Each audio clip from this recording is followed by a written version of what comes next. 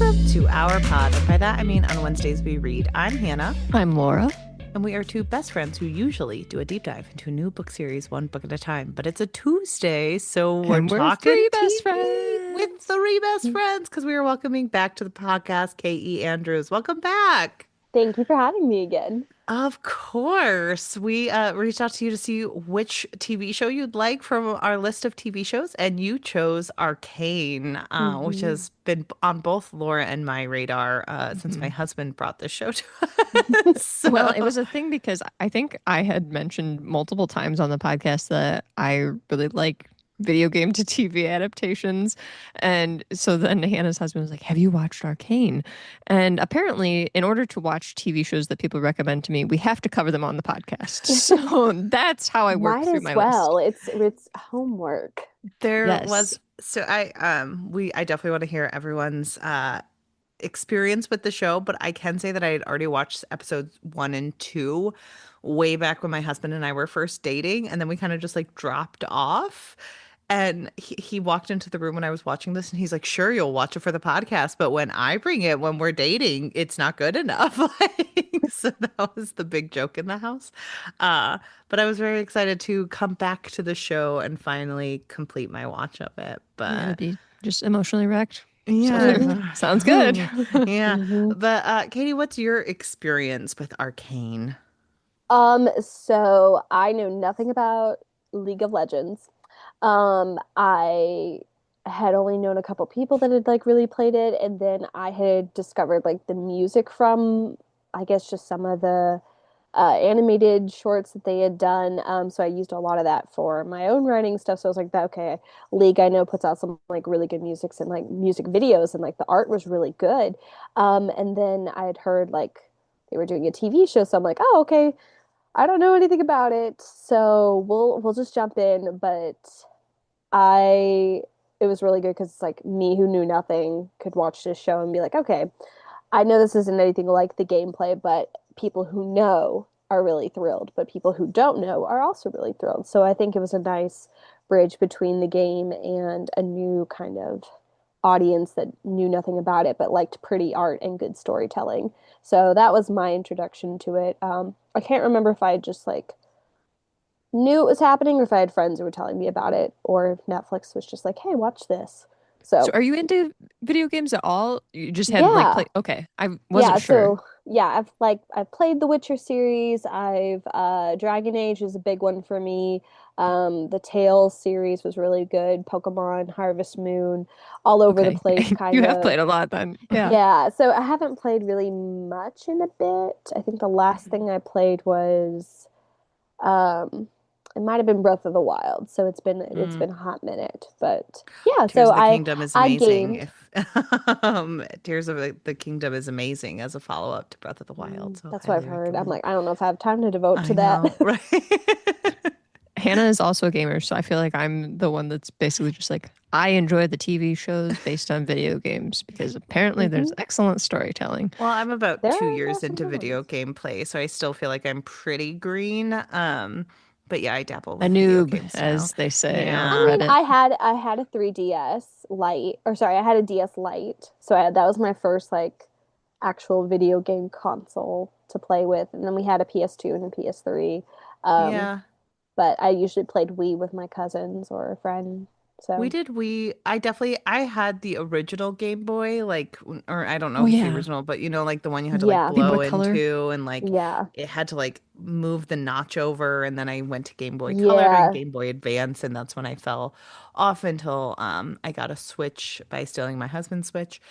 hmm So I played a lot of those growing up, and as well as a PS2 game and Wii games, but those were like I kind of fell off games and never got into like the epics of Zelda until my hmm adulthood. So, Yeah, Hannah, you um, reminded me. I guess I should retract upon my statement and mention that I am an extreme gamer because I also played Game Boy Color Beauty and the Beast game. Mm, Laura and I frequently talk about how much we loved the Beauty and the Beast game on our Game I Boy did. Colors. I think.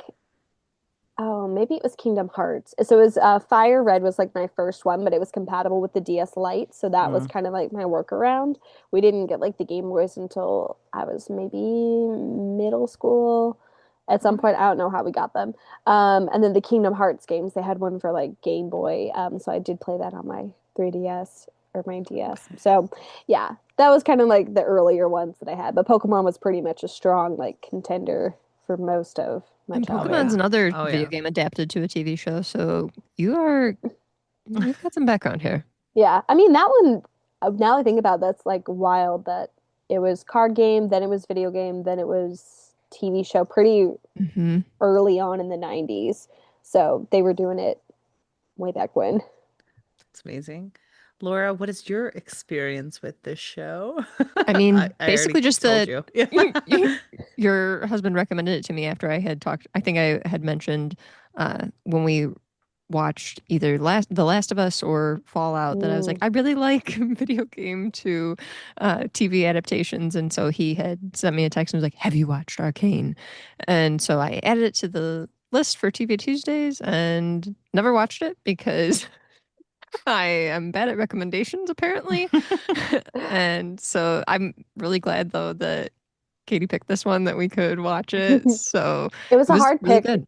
It was a hard pick because I'm like, oh, I could talk about Avatar, but I'm like, I Oh, could also talk about Kane. So, no, There's we're so glad much you here. picked this because there is so much to discuss with hmm this series. And I will say that, for some context, I don't know how much you guys have looked into it. I know a cursory, like high level view of how the series got started.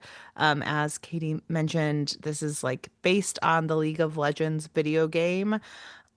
And it follows two specific characters who were in the game as well as others, but a large focus on Vi and Jinx, earlier named Powder, who in the video games originally, people who played it began noticing that there was weird animosity between these two characters and they didn't know why. So there was like a lot of hubbub of like, there seems to be something going on with those two. We don't know what's going on with these two. And so it was like a huge announcement when it was following them in Arcane and the fact that they were sisters, because that was not always known. It was kind of Yeah, because retconned for the TV according to series. scholarly article Wikipedia, uh, it says that this TV show was like a 10th anniversary celebration of Hmm. League of Legends. Mm. So this was kind of like a reward for Yeah. a lot of the people who played the game to be able to like see this play off of the League of Legends universe. Yes. And from what my husband tells me about League of Legends, so if I'm wrong, please correct him and not me. His email Like, is his email is um, League of Legends it's like more of a gameplay where you're kind of just it's kind of like battle for battle. Like you're not doing like long form like storytelling where like you can kind of just like get on a campaign of people where you're fighting people is what I heard from it. Um, and so that's why like a lot of people had different experience with all these characters and a lot of like what's going on with these two? They have something unique when they're in the same room. So like that was kind of where this started. And League of Legends is also pretty well known because as the opening song goes, it's by the opening of the TV show is Imagine Dragons, Mhm. and they've been collaborating with League of Legends since 2014. Um, and I do know that like my husband said it was a really big moment in video game history when it was announced that they were doing this like collaboration because 2014 was still not a time where like video games had become a little bit more mainstream with adults. So it was like one of the first times they were looking at it and being like, ooh, like this very well-known band who's like pretty amazing wants to work with video games. And it was seen as like very ahead of its time and amazing for like all video game nerds. So they were very excited by And for that. So all people who watched the show, none of us skipped the intro because of that song. No, yeah, I did listen to yes. the intro most of the time because I do love that song. Well, and So then even when they play it in the show, I'm like, oh, the Mhm. band. I'm wondering like if they designed all those characters off of the Imagine Dragons people. So I'm like, They that's a I'm sure did. they fun did. kind of Because thing. they had been Yeah. collaborating with them. And there were a lot of different people who made cameos on the show, which is also pretty cool. Like you can kind of run through a list of that. But Imagine Dragons was one of them. So but yes, coming back to the actual high arch of the show, like I said, this follows Vi and Powder in the first three episodes, kind of like scene setting of these two girls' lives. At the beginning of the show, their parents die. And the parents' friend, who we kind of learn later about like their close friendship, Vander takes them in. And then we kind of see that they are in this area called the underground, that is different than the top side of, oh my gosh, Yeah, I forgot the.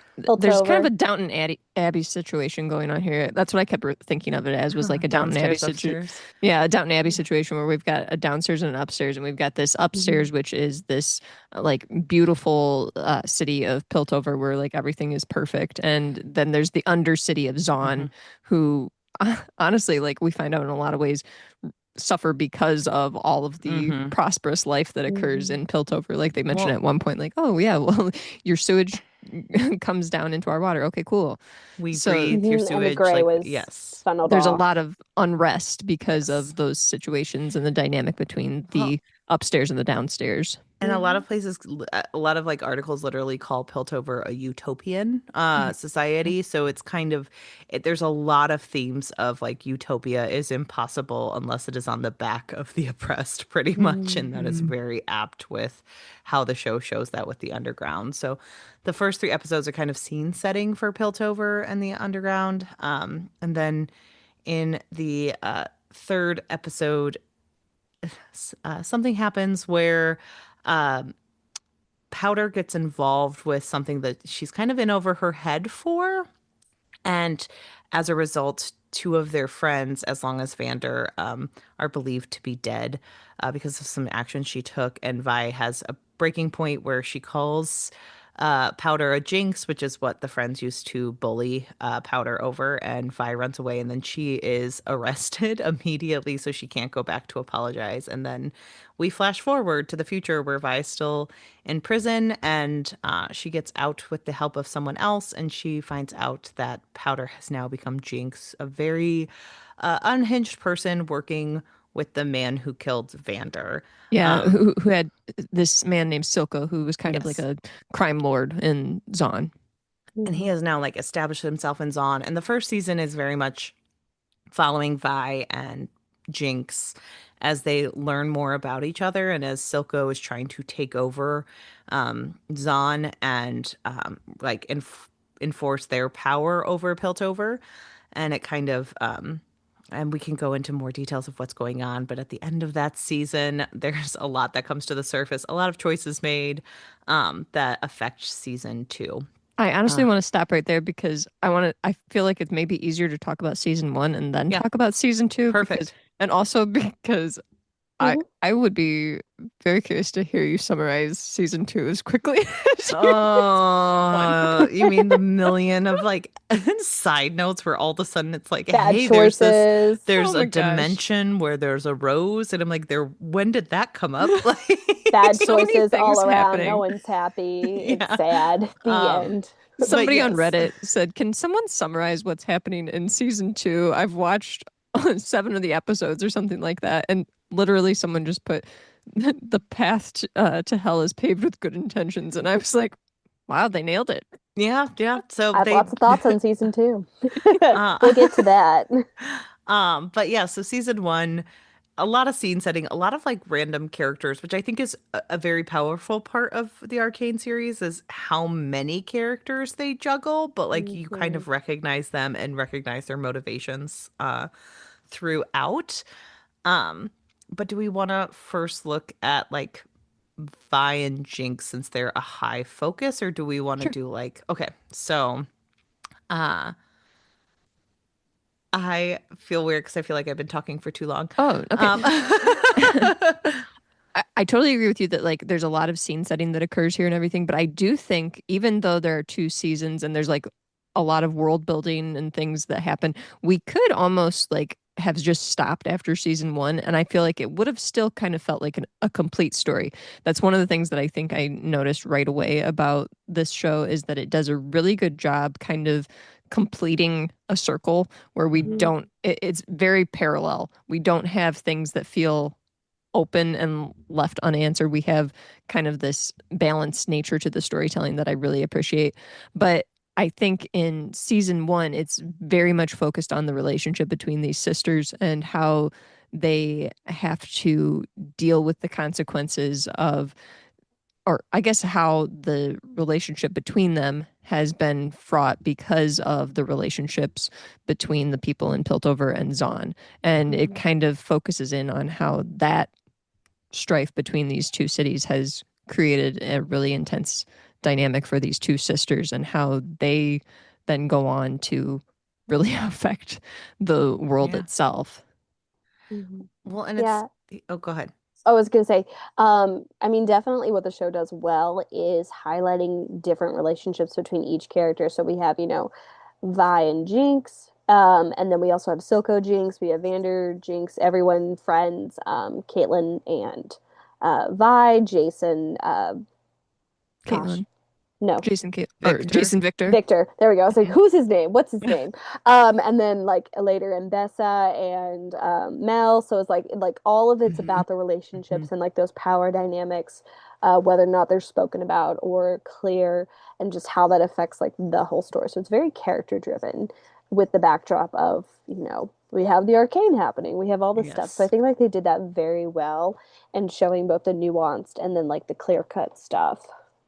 Yeah, and it is interesting to see the relationship dynamics with the eye towards what Laura said, which is like this is definitely paralleling what's going on with like upstairs, downstairs, Hmm. because a huge part of this is like Vi is taken out of the picture for many years, and she's imprisoned, so she doesn't really see what's going on in her community. And when she comes back, she kind of expects it all to be the same, and it's gotten worse in Hmm. many ways, Hmm. because there were concessions that Vander was making that you could disagree or agree with.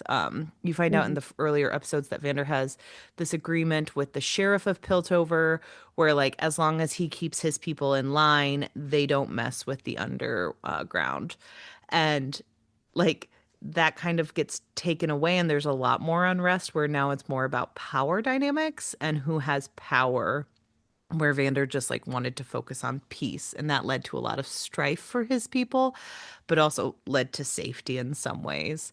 And so Hmm. Vi doesn't really know what's going on. She kind of comes in as a fish out of water just because she's been out of it for so long. She no longer understands the dynamics. And like when we first see her, she's very much in the know. She's a person of like respect in the like with being Vander's pseudo daughter. Uh, and like this person who's very powerful who can go on her own runs, like build her own legacy, which is talked about. But then when she comes back, she has no idea what's going on, and it's kind of switched with Jinx is now the person who understands and who is in the position of like being the right hand person to one of the most powerful people, and how that dynamic like plays off of Hmm. each other because there's a lot of mismatched expectations for both of them as they come back together. Yeah, I think that's very well put, Hannah, because I think we're seeing a character who was kind of expected to be the quote unquote heir to the Mm-hmm. righteous throne in Hmm. Vi, who was supposed to kind of just like take up where Vander left off. And I think we, even as viewers, kind of expect that a little bit Mm-hmm. from the beginning. And so it's interesting that they kind of flip this on its head and they're like, well, actually, what's going to happen is that we're going to see Silco, a man who also had intentions that were fairly good for Zon, but went about things in a different way, come to a place of extreme power within this undercity and Hmm. corrupt a lot of people and himself in the process. And his protege is going to be the one who ends up kind of becoming the beacon of hope for all of these people.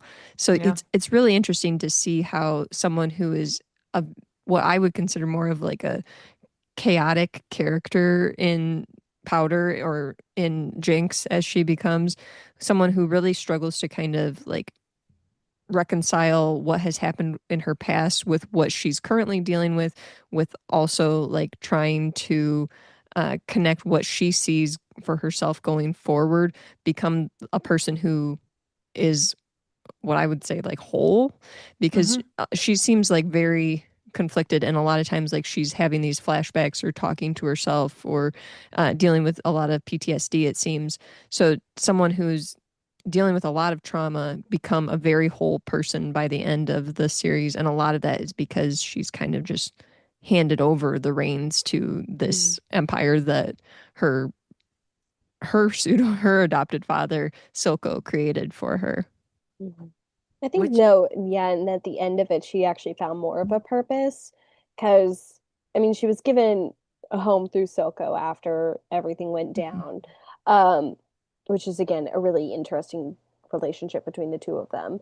Yes. Um, but yeah, like by the end of season two, it's like she has more of a purpose, and I think Mhm. that drives her to kind of do that because before it's more like she's necessarily the yeah she's muscle and more of like she is going to be the fixer, she is going to take care of these things, she's going to be doing these things, but someone else is giving the direction. Now she's got more of that control of, well, I get a say in this, and I'm choosing to do this not because anyone's really told me to do it, because but now I see value in it.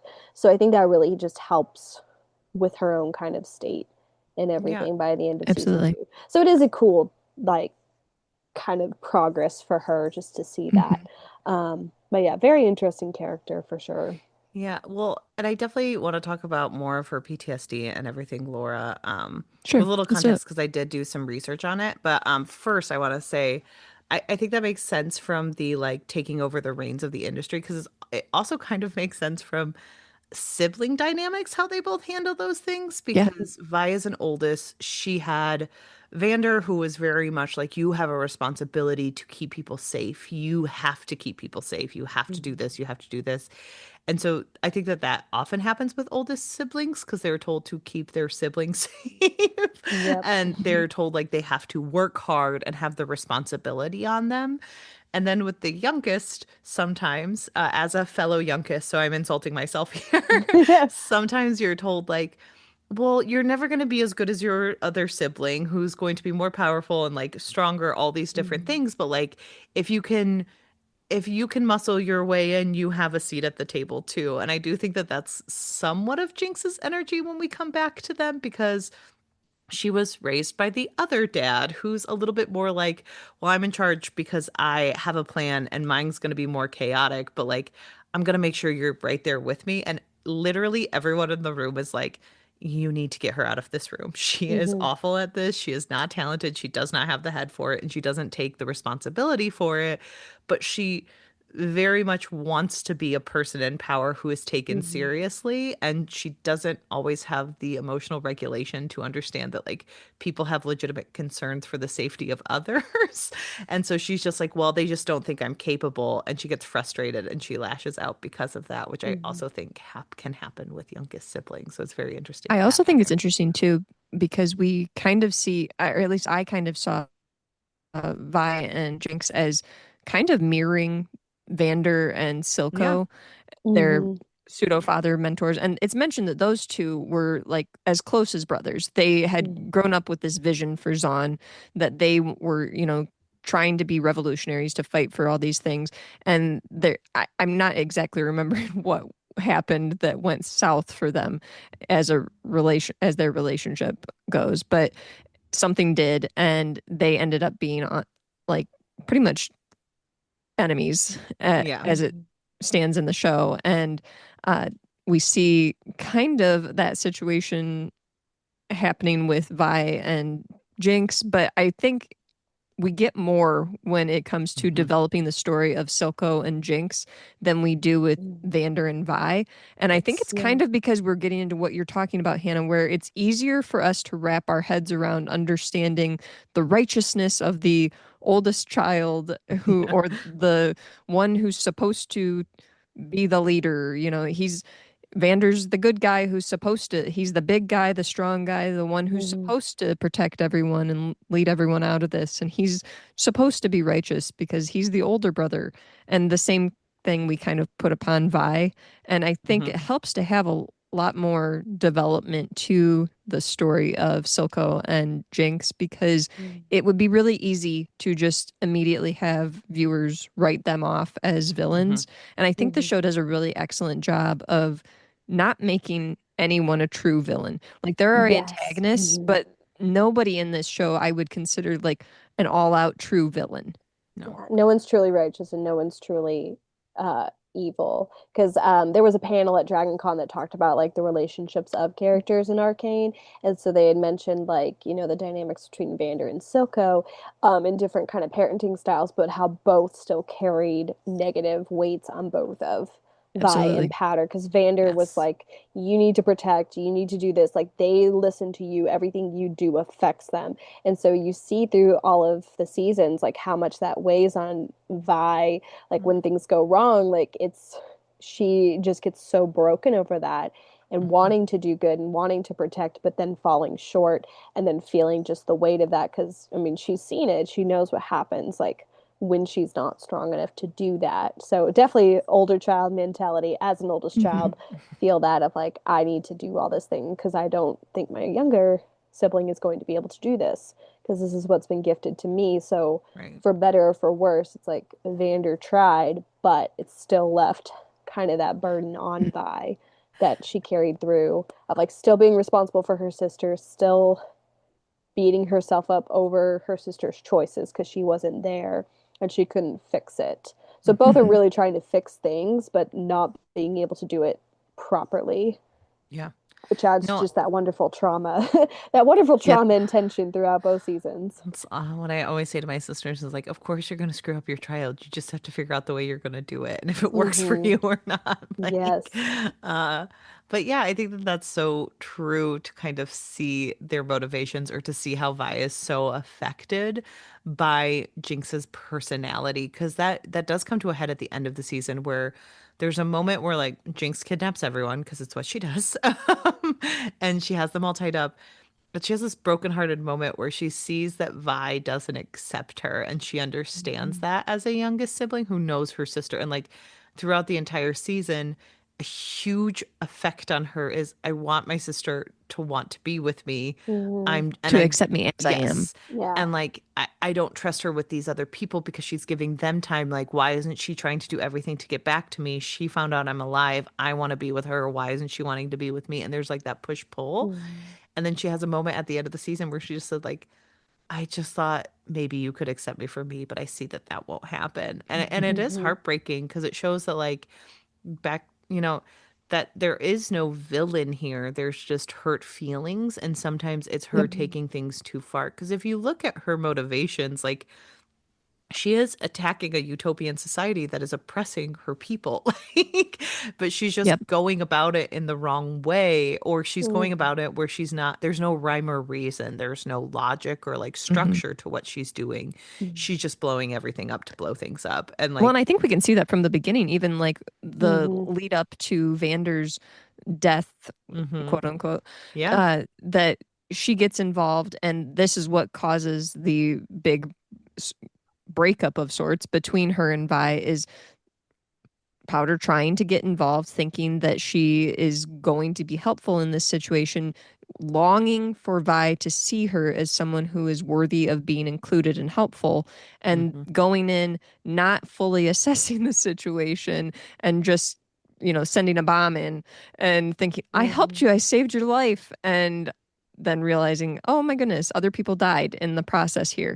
Similar to the end where we have her, firing into Piltover, Mm-hmm. and it's like you said, Hannah, she's thinking, okay, well, I'm someone who's being oppressed by and my people down here, we are being oppressed by these people.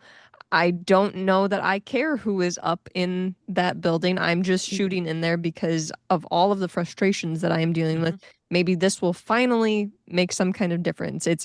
I think one of the titles was even like the baseness, violence necessary for change. And I Mhm. thought that that Because Yes. was an that I think was excellent something title. Silco had said. So it was kind of like what his whole mission was. Right. Yes. And then so Getting to she peace carries through that out. violence. Yeah, because that's all Which she's known. comes full circle because it is interesting that like she does blow things up, but it comes full circle with the fact that at the end of it she runs into Caitlyn and she's and, like spoilers for season two, but she ends up murdering Caitlyn's mom when she like blows up the Hmm. building with all of the counselors in it. And that's a huge motivation for Caitlyn in season two, who's a love interest for Vi and all these things. But Hmm.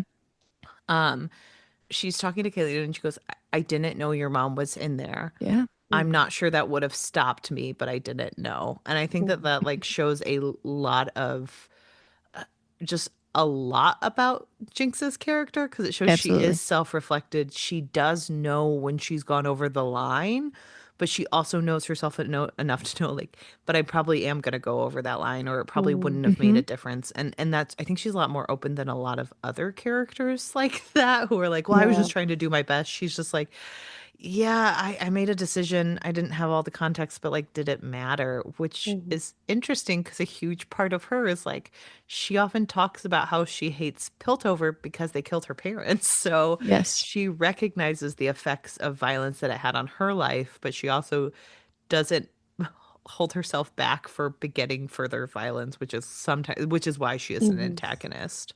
Hmm. Yeah. Yeah, I think that's really well put. Um, I wanted to talk a little bit about uh, the kind of B storyline. Are you Mm, guys cool with yeah. moving on to Yeah, that, or do you have absolutely. more about There's so much to talk about. I Jinx just and wanted Vi to in season do one? I wanted to do a context corner because it's mostly in season one that we see this, but Jinx with as mental health disorders go Yes. in television.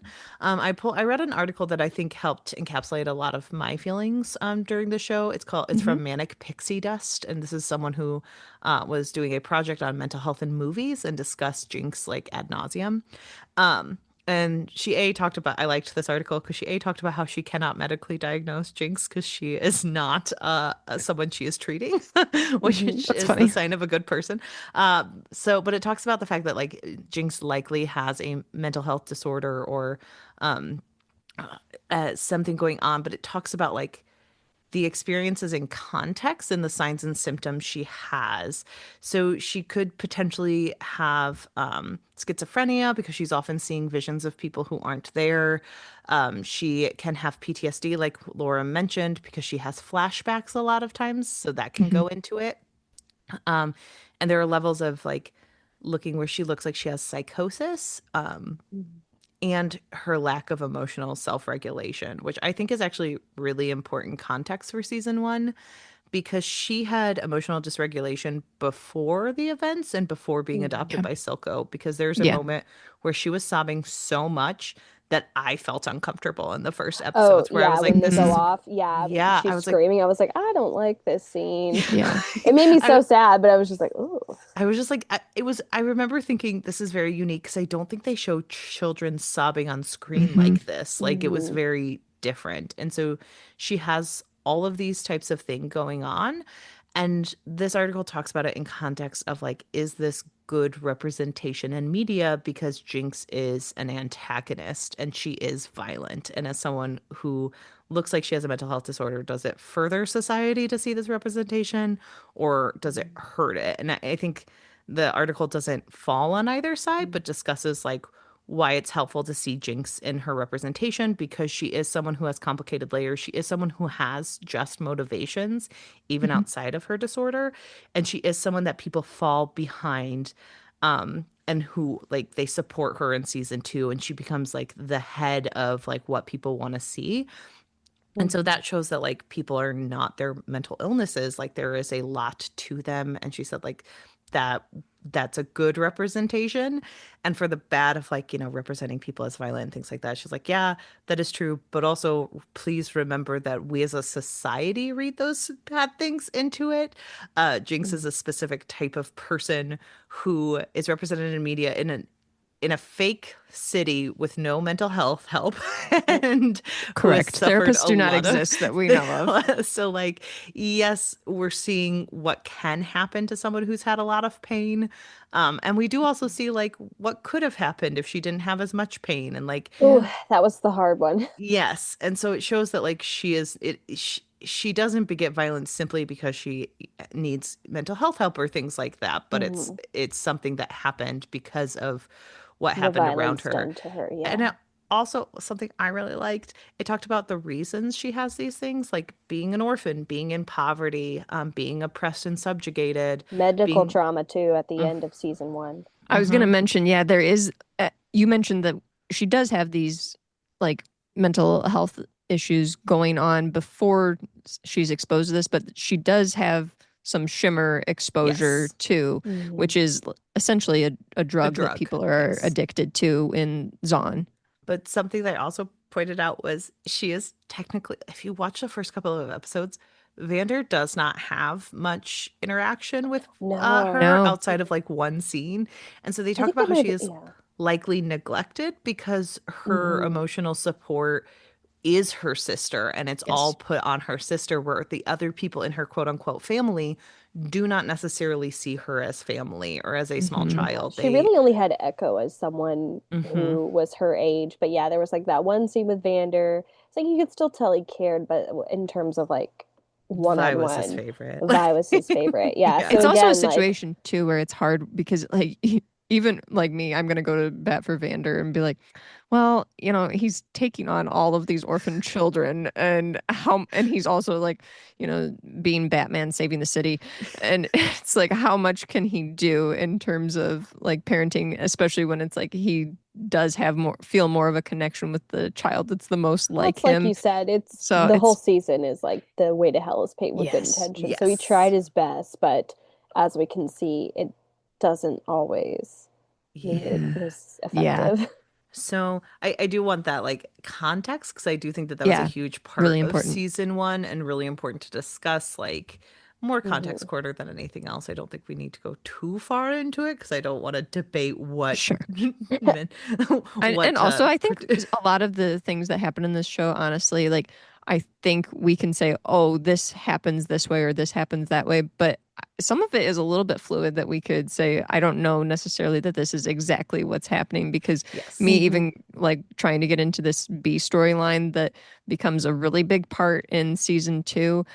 I don't know necessarily that these are the things that I'm going to mention are exactly what's happening. That Hmm. it could be up to interpretation, and I'm pretty sure the creators did that on purpose Yeah. to Yeah. kind of leave it a little more open ended. All right. But Well, let's talk about B storyline. so the B storyline is basically we have the upstairs people The who are in utopia. Piltover, and mainly it's focused around Jace and Victor, and they are scientists who are playing with this material called the Arcane, we learn. And this mage, when Jace was a child, he and his mother were approached by this mage and their lives were saved and he was given the arcane, and so he's basically spent his life and been like supported by Caitlin's parents and everything to go to college and all these things and study this material. And Victor is someone who grew up in the Undercity and he has a lot of ambition and is also very interested in science and fairly motivated to have a deep interest in science and preserving life because he lives with chronic illnesses that he pretty much probably got because of living in the Undercity and the poor conditions there. But the two of them are a very unique couple. Their relationship is really unique. They have a really intimate relationship and not romantic, but an intimate relationship. And the two of them are very motivated to try and figure out what's going on with this arcane, this magic source, and the runes surrounding the crystals that they're creating and everything. And they're often guided by Heimerdinger, this professor who is very cautious of manipulating this material because he looks back into his own history and can see He how has lived a damaging it was. very long time and Hmm. Yes. he's seen it fail before. Did anyone So, else think initially that he was going to be a bad guy? Where I'm like, he's too No, cute for them to not make him a bad guy. no, but I was fine. I was all in. I was like, he's cute, he's old. I was like, he's just stuck. He's overly yes. cautious was the it was like Yeah. I got lawful very good or nervous. I was neutral like, good I kind got of. very He, nervous that they would make him a bad guy because I'm like, he's just too cute. See, so for that was me, the I was thinking of all the other characters. I'm like, these characters are going to either die or turn evil. I'm like, Heimerdinger was the one I was like, he's fine. yeah, the problem was is every time he was in the room, Mel was also in the room and I was like, she gives off rancid energy. For Yeah. her, well, because she was like, she's seeing them as investments and she's very, cunning, she's very Hmm. sharp and she's very ambitious. So I'm like, I like her, but I feel like if something's going to go down, she's going to be the one to be like, whoop, and I wasn't wrong. Like, No. Hmm. as they I Yeah, point think out because in we do have season this two. council in Piltover that Mel is on, and she's very much manipulating the She sways some of situation. the events that cause more trouble for it. So Yes. from yeah. her own, you know, Well, kind of ambitions. the one thing I Yes. noted about Heimdinger was like in the first couple episodes, he's like, you can't use magic. And I'm like, it's weird coming out of that tiny little man's Magical looking mouth. man. It's like he needs to go back to the Shire or something and think about that because like, this is wild. So that was more my thought process, Laura. I don't know why I got very nervous about him in the first season where I was like, if this is going to be a character that like just comes out all of a sudden, he's like, ha ha ha, I've stolen it all. I'm like, I couldn't take that seriously. It's like the well, I was hamster from worried. Bad Guys. I was like, oh, no one thought it was the hamster. That's amazing.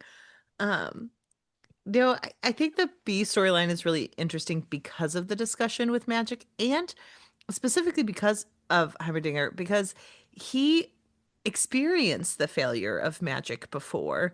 And then, like, all of these people are like, no, no, no, no, but we'll do it right this time. And he's like, everyone always says that, and then they never do. And then the entire series was just him being right, which Yeah. was Hmm.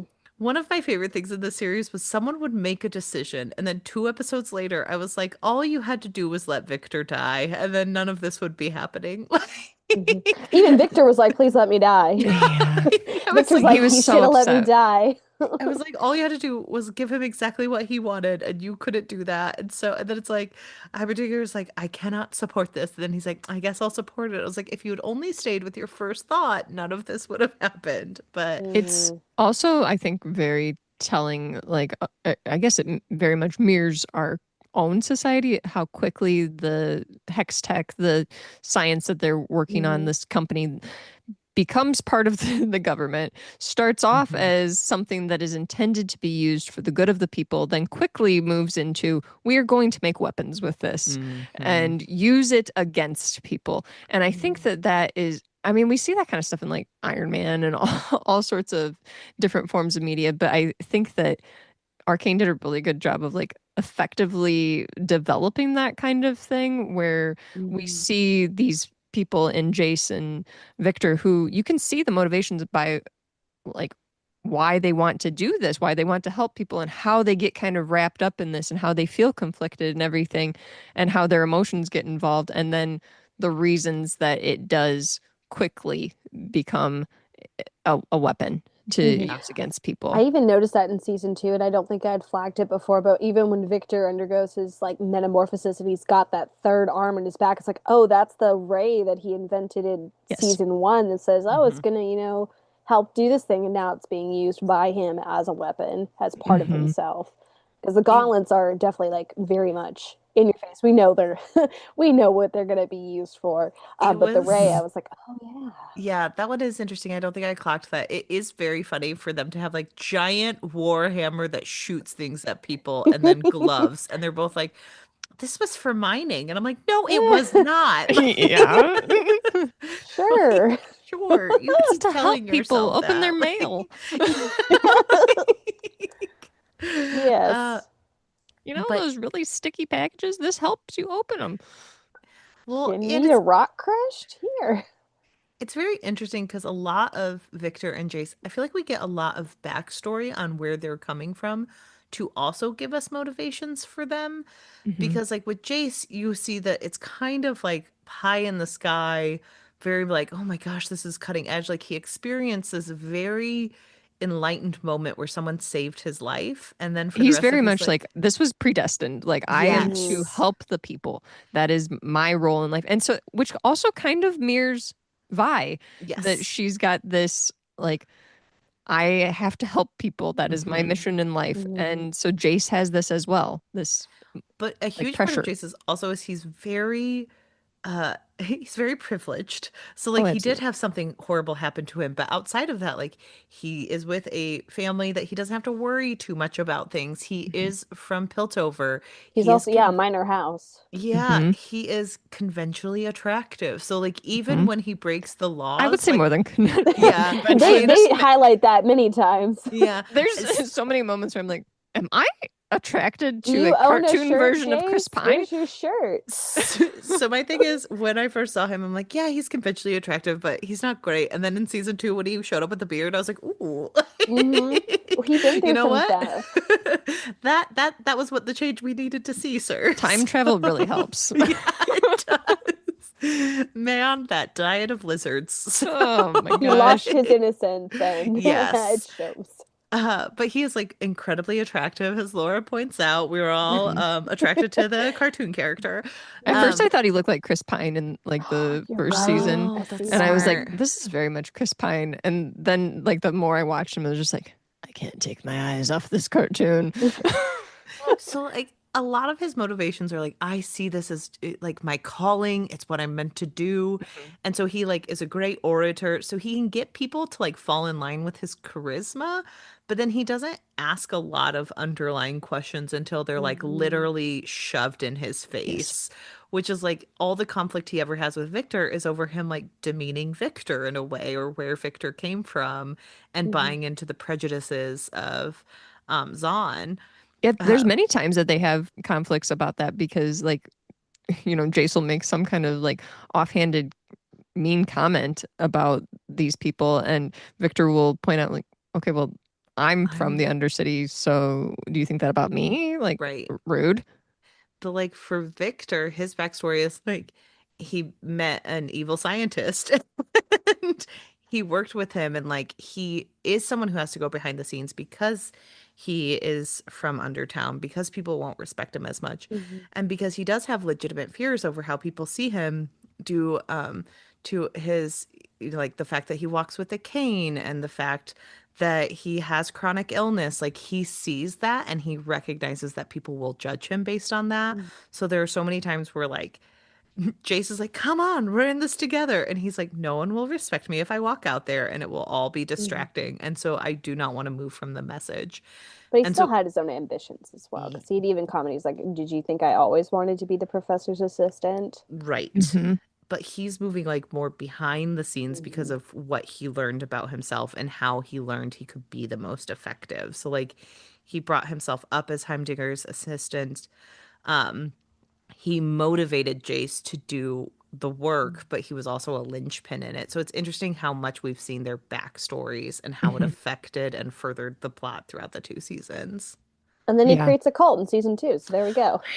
The But he natural. was healing them. So Ah, yeah.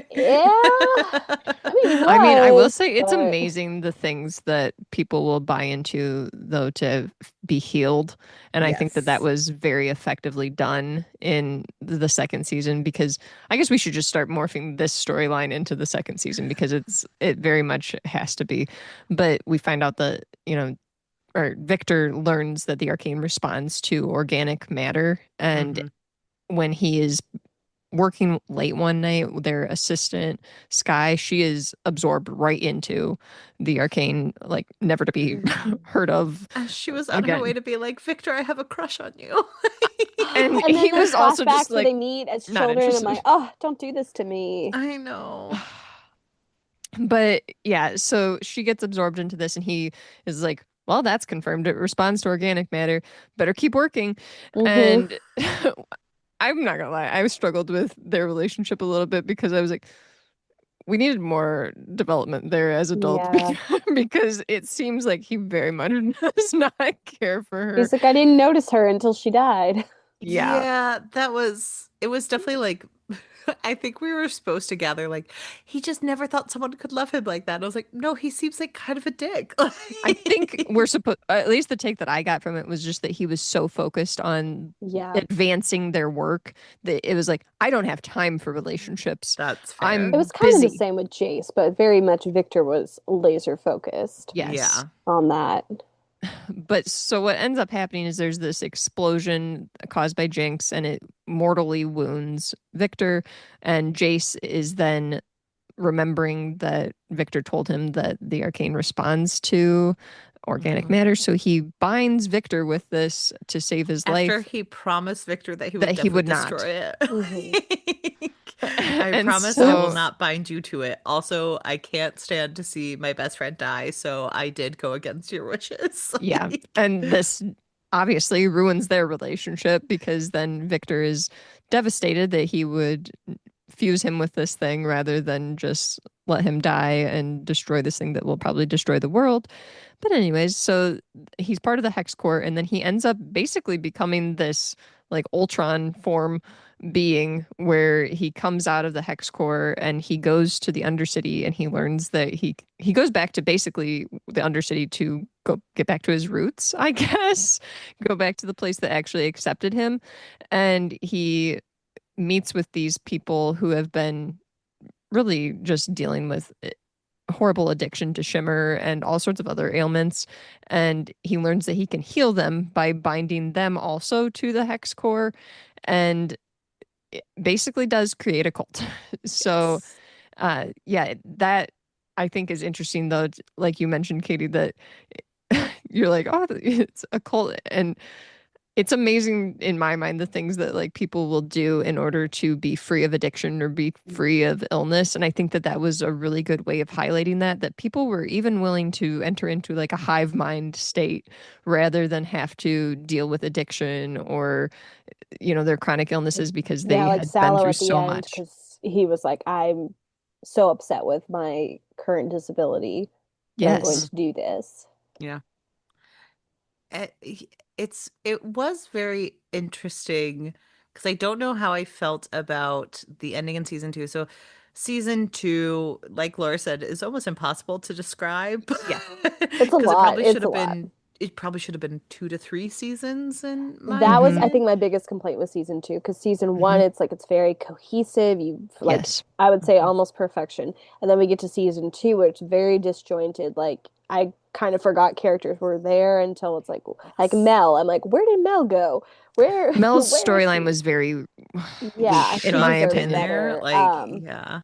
So Um, yeah, it's very disjointed, which it's I'm like I'm not sure if we're trying to follow that in terms of like the chaos of the arcane, but also storytelling wise, it's like it really should have been longer or, spread out a little bit more. Or cut some of the yes. stuff out. Like There Yeah. were that some scenes I'm like, this has gone on a little bit longer and I'm not sure why this is needed. Yeah. honestly, I kind of fell in. Hannah does not like action, and I kind of fell into the Hannah mode watching some of these action scenes where they were taking, especially the last three episodes, where they were Mm, taking a really long time, and they have like this cool steampunk look to them and everything. But I was really just like kind of taken out of it, where I was just like, okay, I need more of the actual story because I'm still confused yeah. from what happened in the last scene. Because Stop I with forgot where this. Yes. Echo and Heimerdinger went, and then I was like, I know Exactly. they're Yes. gone. They Um, they just left along with Jace, but they're we've also just not removed half together. of the But characters like, from the original storyline and put them in a whole other Mhm. dimension. So congrats. and And then like, later when they like Echo appears again oh, using like the time travel device, and I'm like, wait a minute, how does that work here? Like, explain yourselves. So I was like, please cut out I have some so of many this thoughts on to Echo as explain well. more. So yeah. Well, in Echo in season one, we find out he was one of their childhood friends, and he became the leader of it's called the Light.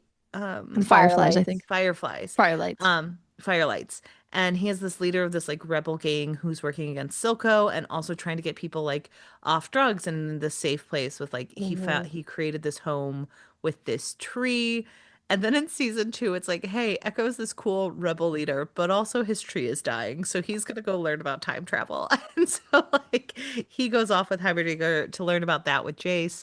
They Because get we thrown learned that into he's just not just a scrappy person, but he's also a scientist. I think that that was hinted at in Which that season was, one. it Like, kind of was yeah. not okay, I much guess because I'm I not mean you see him remembering a doing lot like of the different that. devices.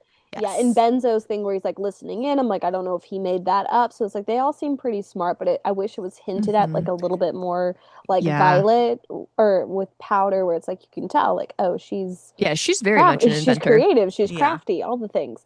Sometimes she With mocks Echo Vi it's about it. yeah, and it wasn't until Heimerdinger's like, your little hoverboard's interesting, but it's not." And he's like, "No, it's because of the fissure." So I was like, "Oh, I would love to see a little bit more of that Yeah. Hmm. ingenuity, which would have made more sense But for also they season take two." some of that teeth away because in the alternate Yeah. dimension, he's like, well, Vi or well, Jinx is really the brains behind it or Powder. And it's just like, well, but you're supposed to be Mr. Inventor Man, so I don't Right. understand what's happening. Yeah. Because then there's even one point where I think this is like when they split up for good. Heimerdinger's like, you have brought new life into my scientific research or whatever. Like It's like I've Powder never, did I haven't that. lived until I started doing science with you.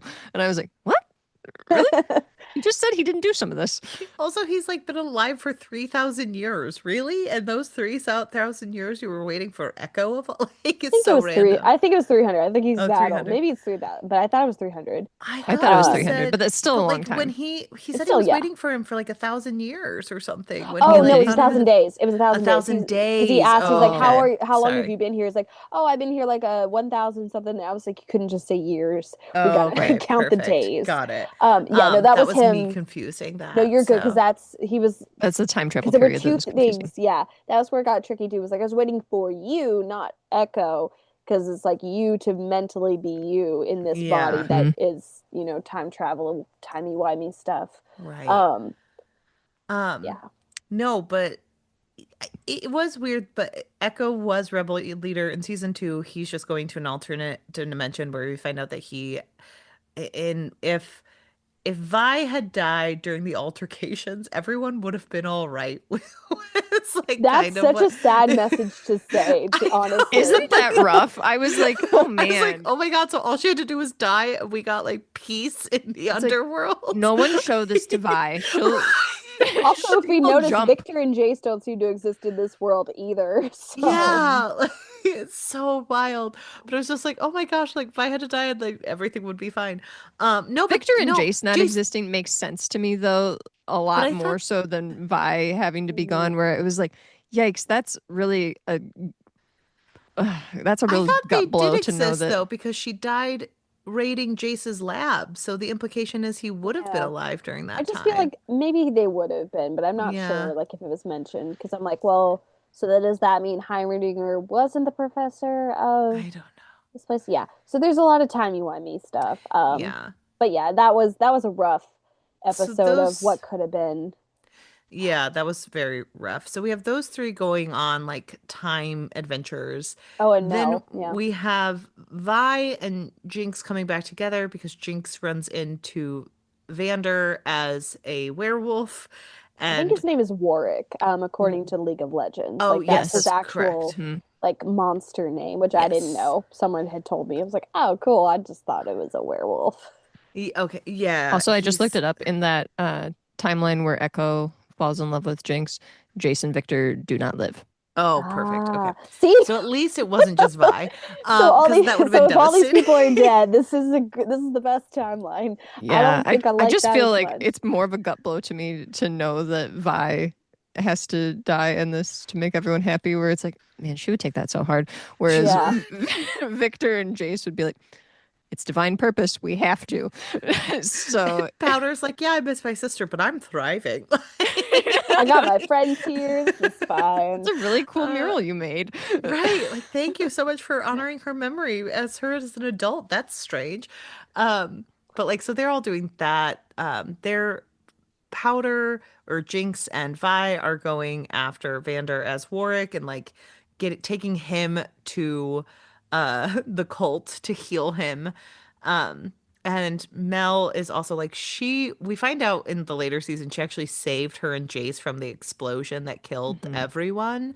Um and She she doesn't gets totally understand this either. no, and she gets pulled into an alternate dimension with like a person who works for the Black Rose, who Mhm. her mother, who is like a wartime leader, pretty much is there. I love Andessa. Yeah, and Dessa, and she kind of weirdly sacrificed one of her children to keep. I was a little bit confused on what was That's what I happening there. thought had happened, where she was like, "We gave up Kino, your brother, Yes, to her like because half you're sister better." because she was better, but then she gets taken into the Black Rose by her half sister because she thinks that she has powers inside her. We find out that she is an empath who does have powers, and Yeah, she's she a mage. and she later uses it to pretty much sent her mom to that dimension to die.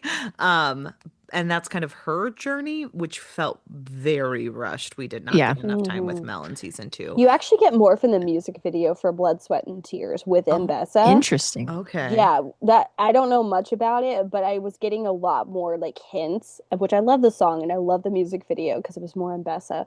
But through that, I'm like, okay, I'm getting more hints of like what's happening with Mel, I think. Okay. Or at least just a little bit more about Mbessa and her kind of journey. But again, Yeah. like that was supplemental material outside of the Okay. actual thing. But don't quote me on that. It may not be 100% true, but that's kind of what I was Nope. getting.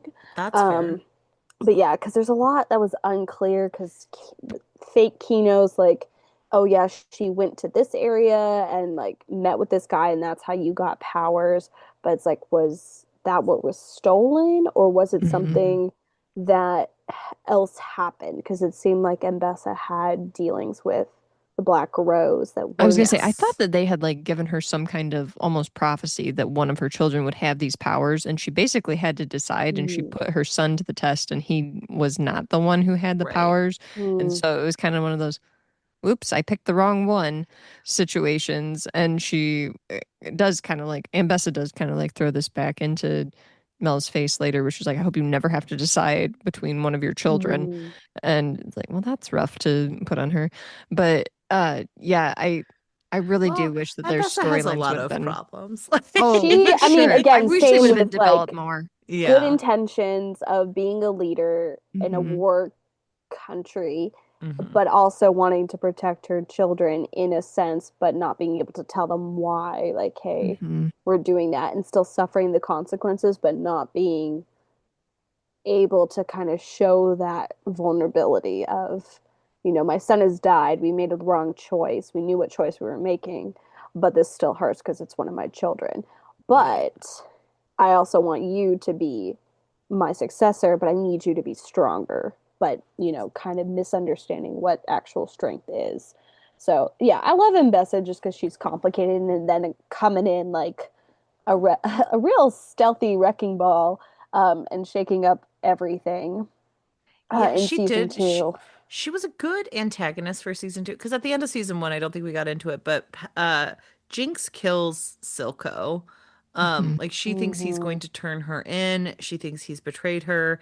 And their relationship is very sad because they both are obviously like Yes. coming they have definitely trauma bonded because Hmm. Hmm. they feel like they are always the ones getting left out and so they found like a pairing together.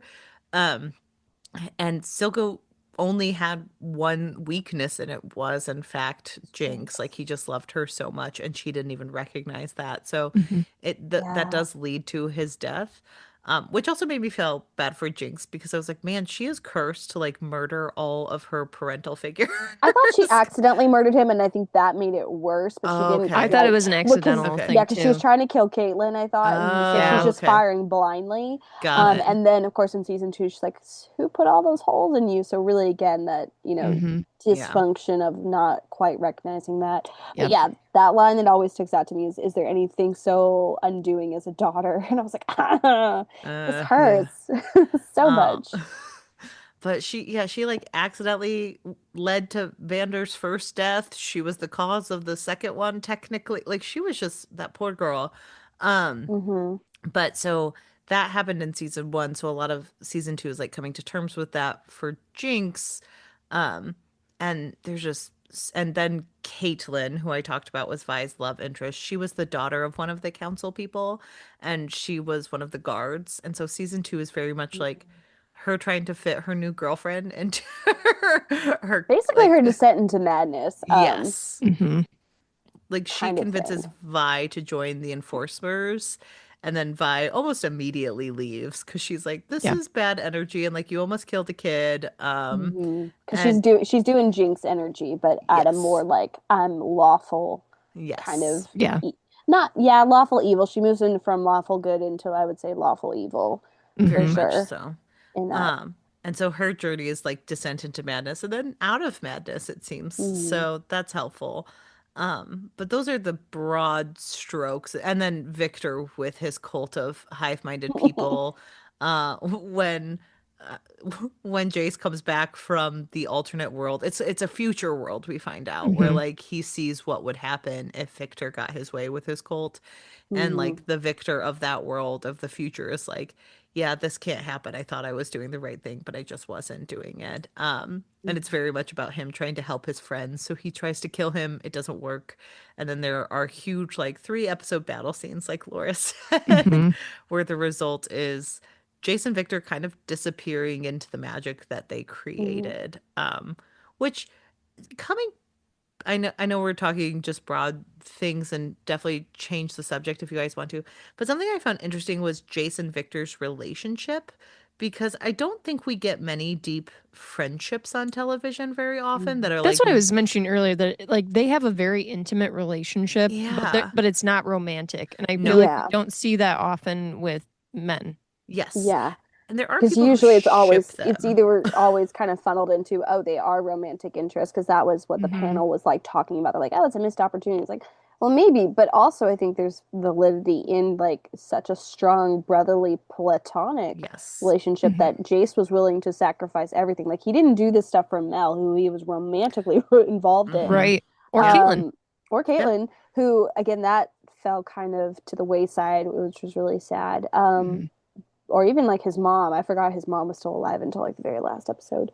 But yeah, just like the lengths he would go for Victor, because Victor believed in him, and Mm-hmm. they were Hmm. such compatible people from the beginning, and just to kind of see like how Victor was also kind of, pursuing Jace at every kind of dimension to try and say, hey, you're the key to this, even if you don't see this. So, really, both of them needing each other for Yeah, better or for worse I They to to agree. me were like undo kind the. of the ultimate soulmates because it was like Mhm. they were like, even when we start getting into like the multiple timelines and everything, it's like they're finding each other in every timeline, Mm-hmm. Yeah. knowing that each, like the two of them have to work together to make things right. And Mhm. I thought it was just so poetic to have them like always find each other and their Yeah. relationship be the way that it is, where it's like so close and beautiful and they care about each other deeply, but at the same time can recognize like,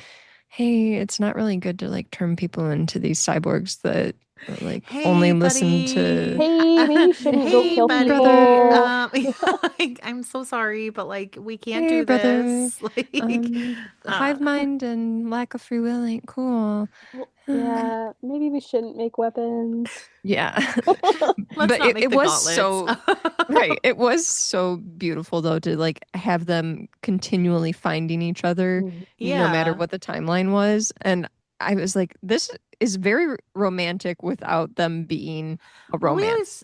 we've talked about this before that like romance doesn't equal sexual romance. Like there are Correct. many Mhm. romantic type of relationships. We just in modern culture have turned romantic into sexual Hmm. and Yeah. partnership type. But like I do think that they do have a romance, but it is very brotherly. And of course, people do ship them. But there Hmm. also is discussion online that Victor may be asexual, which is also why he didn't notice the assistant, which can Mm. Mm, track. okay. But I think like I kind of like that they were just platonic soulmates who found each Yeah. other, like you were saying. And like Jace did like Mel, like he had no problem with her, but like the second his buddy was in trouble, he's like, I'm so sorry, I have to go. Like this is the most important Hmm. relationship to me. And I gotta stick this arcane thing in him.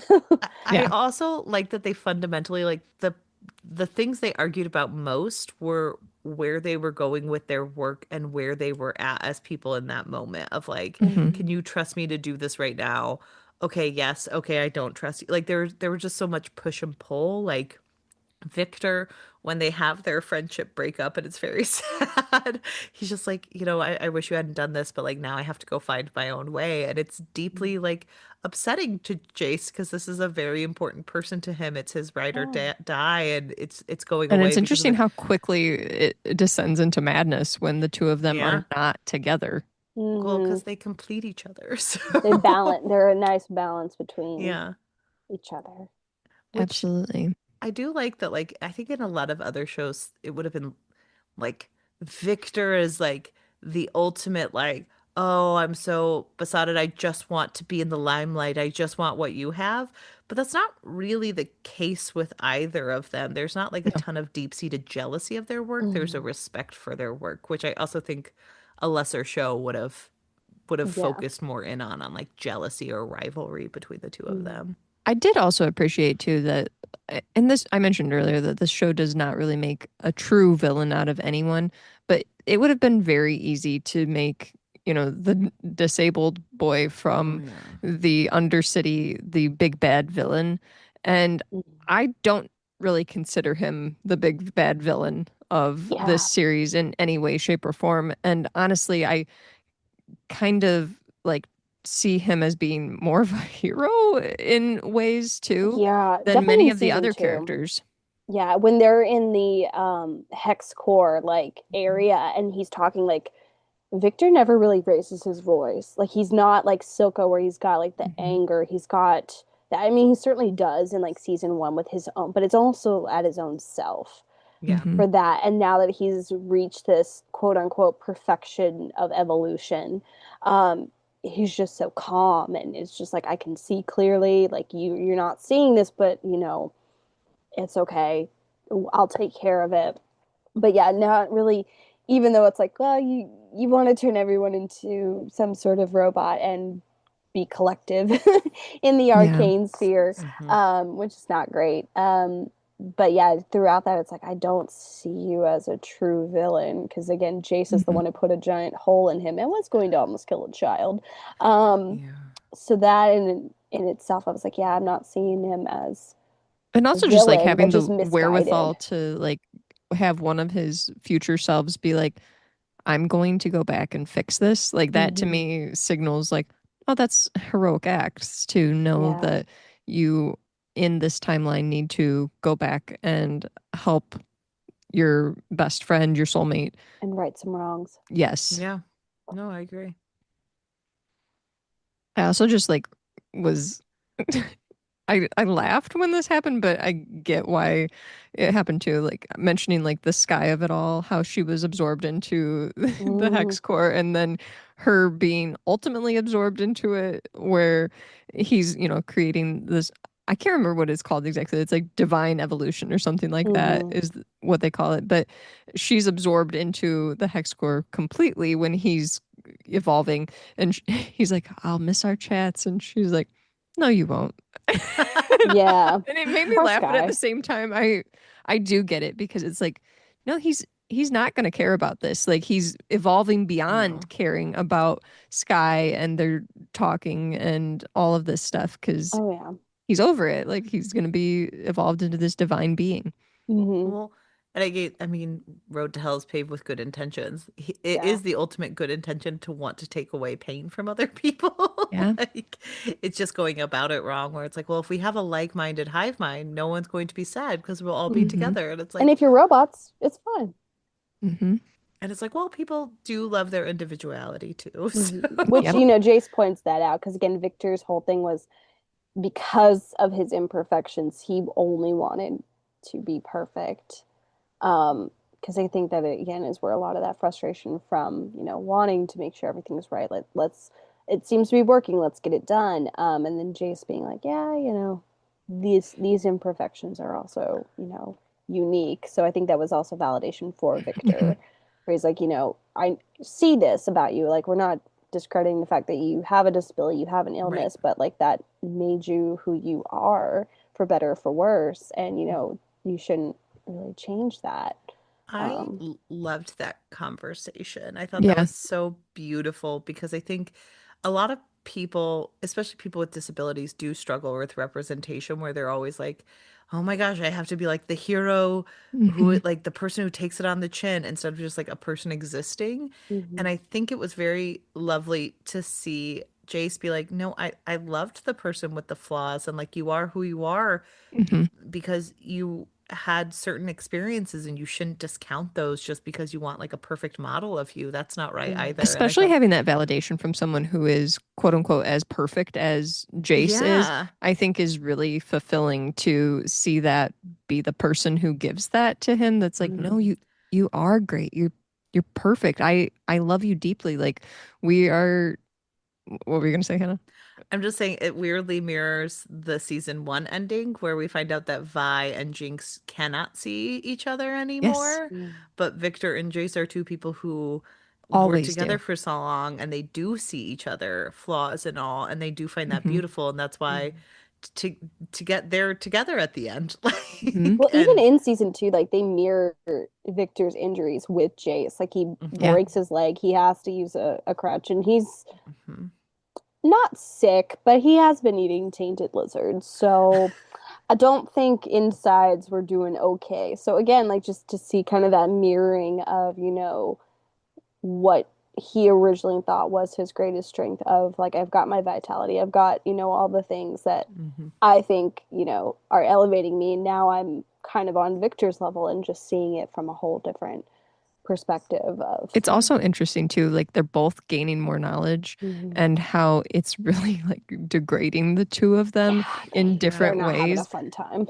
Yeah, and I think that is a fascinating concept in itself because I can't remember if who it is that mentions it even. It might be Heimerdinger that like the more knowledge you gain, like the lonelier and like more like I, you're basically screwed because the Yeah. Mhm. more you learn, the more you recognize a lot of the issues and problems occurring in the world and want to do something about it and know Yeah. that you're kind of helpless and everything. And so I thought that it was very interesting to see all of that like kind of play out in the two of them that they're gaining a lot of knowledge here even like Yeah. to the point of becoming divine and they're really quickly going downhill in terms of what they deem as acceptable.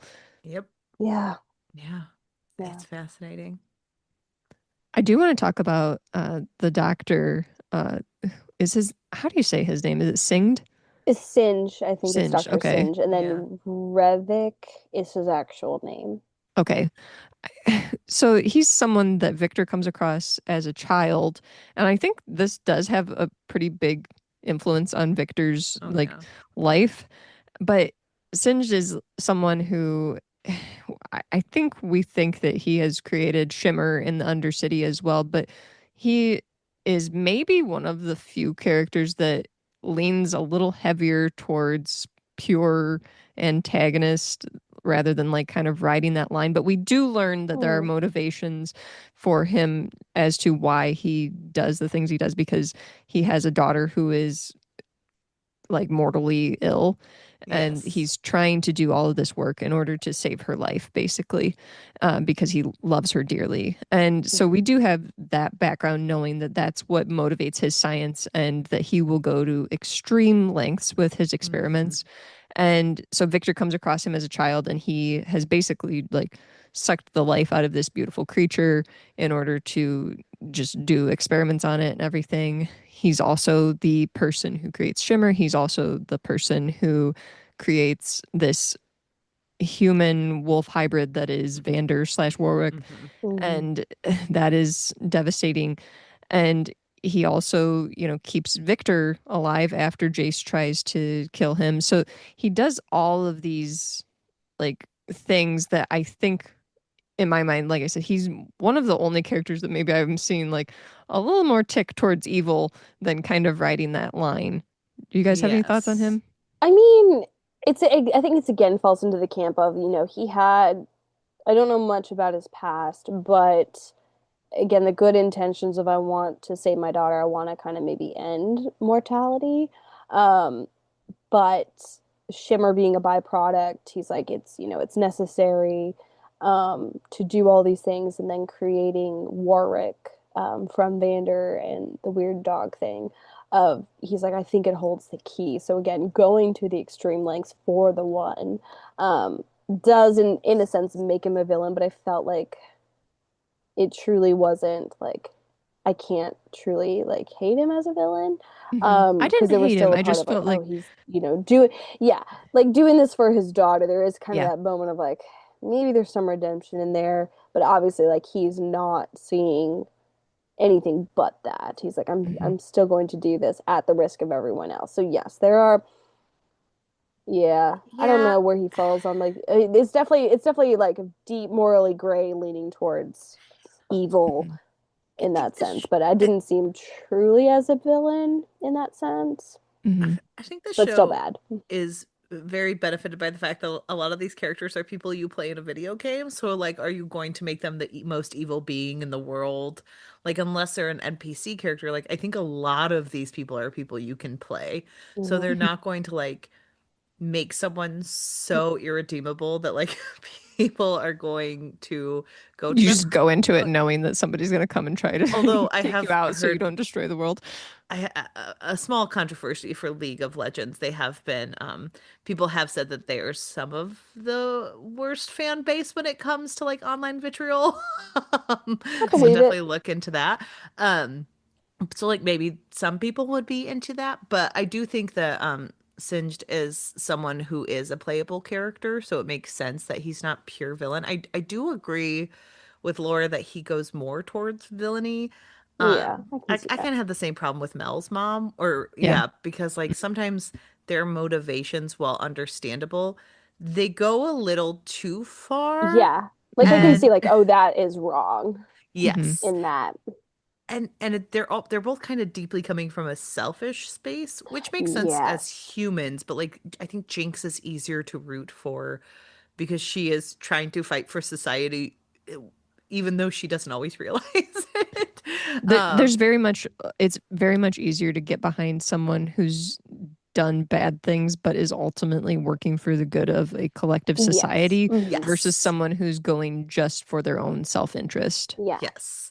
Which is also something that the article I pointed out, which Laura, I can send you the link so it's in the show Mhm. notes, but it talked about like Luke Skywalker, how Jinx has the same arc as Luke Skywalker, but he killed Hmm. thousands of people and she killed seven. So like Yeah. That we know of. that we know of, That we yes. know So of. um but like I do think that Singed is a little bit harder to root for because his Oh yeah. motivations are for a daughter and like obviously grief hits people differently, Mhm. especially for the death of a child. Like I can't Mhm. imagine going through that and suffering through that. Um, but it is hard to take a very sharp turn to I want to get rid of death then. Like Yeah. maybe Mhm. that's not the He way to was one of my least go. favorite characters. Yeah. Yeah. But he was always there. Like at the end, he's one of the few left standing. So He that is Yes. shows up also in the like frustration. nearly every episode, like in the He back, does. He is in kind the of. background. Yeah. So it is Yeah. hard to say, like, has he been, I wouldn't say Which altering the course of things, but he has played a major role in a lot of Yes. things. And I was a Because little if confused not for too, him, like, Victor would have been dead and Warwick would right. have yeah. never existed. So I'm a little confused too. Like his daughter looked like a cyborg at the end. Is she's a that playable character, I think, in League okay? as well. Oh, okay. Yeah, So so I think he that's like essentially what took happens that. is she's just a cyborg that he creates basically. So yeah, she doesn't die, but I don't think she'll Mm. age. So Yeah. Mm. I think it's kind of going back to what Victor was going to create, which is like a Yeah. robot empire. Like that was how he knew to do it, so that's how he got her back. hmm Um, I also Tragic think way to have your daughter. it's always hard to root for the person who kind of is doing tests on animals because people have a very deep connection to animals and we Oh don't yeah, like the to see them cat scene hurt. from So like episode 1, I was like, oh my Yeah. gosh. I yeah, was or like, like no. Victor being like, I Okay, love yes, this that little okay. In cute that regards, pet. yes, he does fall into villainy. Okay, we. Hmm. What was it? It was like a community line. It's like I draw the line at animal cruelty. Murder's okay, or something like that. No, she said, oh, well, she said, I can excuse Yeah, racism, she but goes, I can animal excuse cruel. racism. Oh, that's what it was. You're right. She goes, you can excuse I'm gonna draw the racism. line at animal cruelty. Like, Yeah. but yeah, so I do think people have a hard time with that. So that's probably why he falls on villainy. It's Hmm. interesting that Yeah. he is the character who's kind of underlying in all these episodes. Because, like we said, there are certain episodes where you forget that a character exists. Like, there are so many Mhm. moments where I'm like, right, Mel is missing. Mel is Like, missing. Jace is not having a good time. Who knows where Echo and Heimerdinger are? but like, He's he's the really the one that kind of connects everyone, yeah. weirdly. Hmm. And it's a weird pick to be like, oh yeah, that random scientist that you meet sometimes, he's actually one of the most fundamentally important characters. So I was like, Yeah. He oh, he doesn't is? physically do Like, anything. He probably would die if I punched him, but he has survived. which Hmm. shows us that sometimes the people who can have the most effect on the world or be the most evil are usually not the ones who are enacting the stuff. It's Mm, people who are working behind the scenes and affecting the people who can make those Hmm. changes. mhm. So, Yeah, um, yeah, that's a really good point because I think it is natural for us to assume, that like the leaders, the council members, mhm. they're the ones that are the problem, or, Ambessa is the problem. Ambessa didn't do this all on her own. She No, had so many people that were helping her. yeah. Mhm. Um, so I think that he's interesting from that take of things of like Hmm. he's behind the scenes. So he is one of the people. He's one of the people who's highlighted at the end of season two, like the Yeah, final Yeah. he shot. gets the last So scene. yeah, but I do want to bring up the relationship between Vi and Caitlin because I think they're basically the main romantic relationship. And I know that in the first season, people really struggled with a lot of like queer baiting, that they were like, come mm, on, is this a thing or isn't it? Because we see this girl from the Undercity who's been broken out of prison by an enforcer who is, the perfect golden child who becomes an enforcer yeah, and just thinks that everything about uh, the upstairs is great and doesn't really understand. She has her eyes opened by this beautiful woman from the Undercity, and there's a lot of like them learning about natural each pink other's hair. yeah, each other's situations, and uh it seems natural that they develop a relationship and they do. I did like their relationship, but I get where people were like a little frustrated after the first I season where actually they're like, didn't. you didn't like their Oh, relationship? well, there were many things, mostly because of just like the power dynamics. Because again, Mhm. it's like Fair. she is Vi superior in every way, pretty much, and except for morality, maybe. Um, but like just playing off of that dynamic, and it, just again, no character's like great or perfect, but just kind of the things she did, and like Vi's forgiveness, because Vi is quick to forgive, which is a good quality for her. But towards the end, I was like, how have we not had like a deeper conversation about this? Like, I mean, you helped her kind of smoke out your own people. Like, she's going after Hmm. your sister. Like, she's done some not great things. Like, so just kind of like that made it hard for me to reconcile like them being together, even though it was like this is probably the natural fit for it. But then Sure. also keeping secrets from her that I don't think she quite, because there is spoiler alert that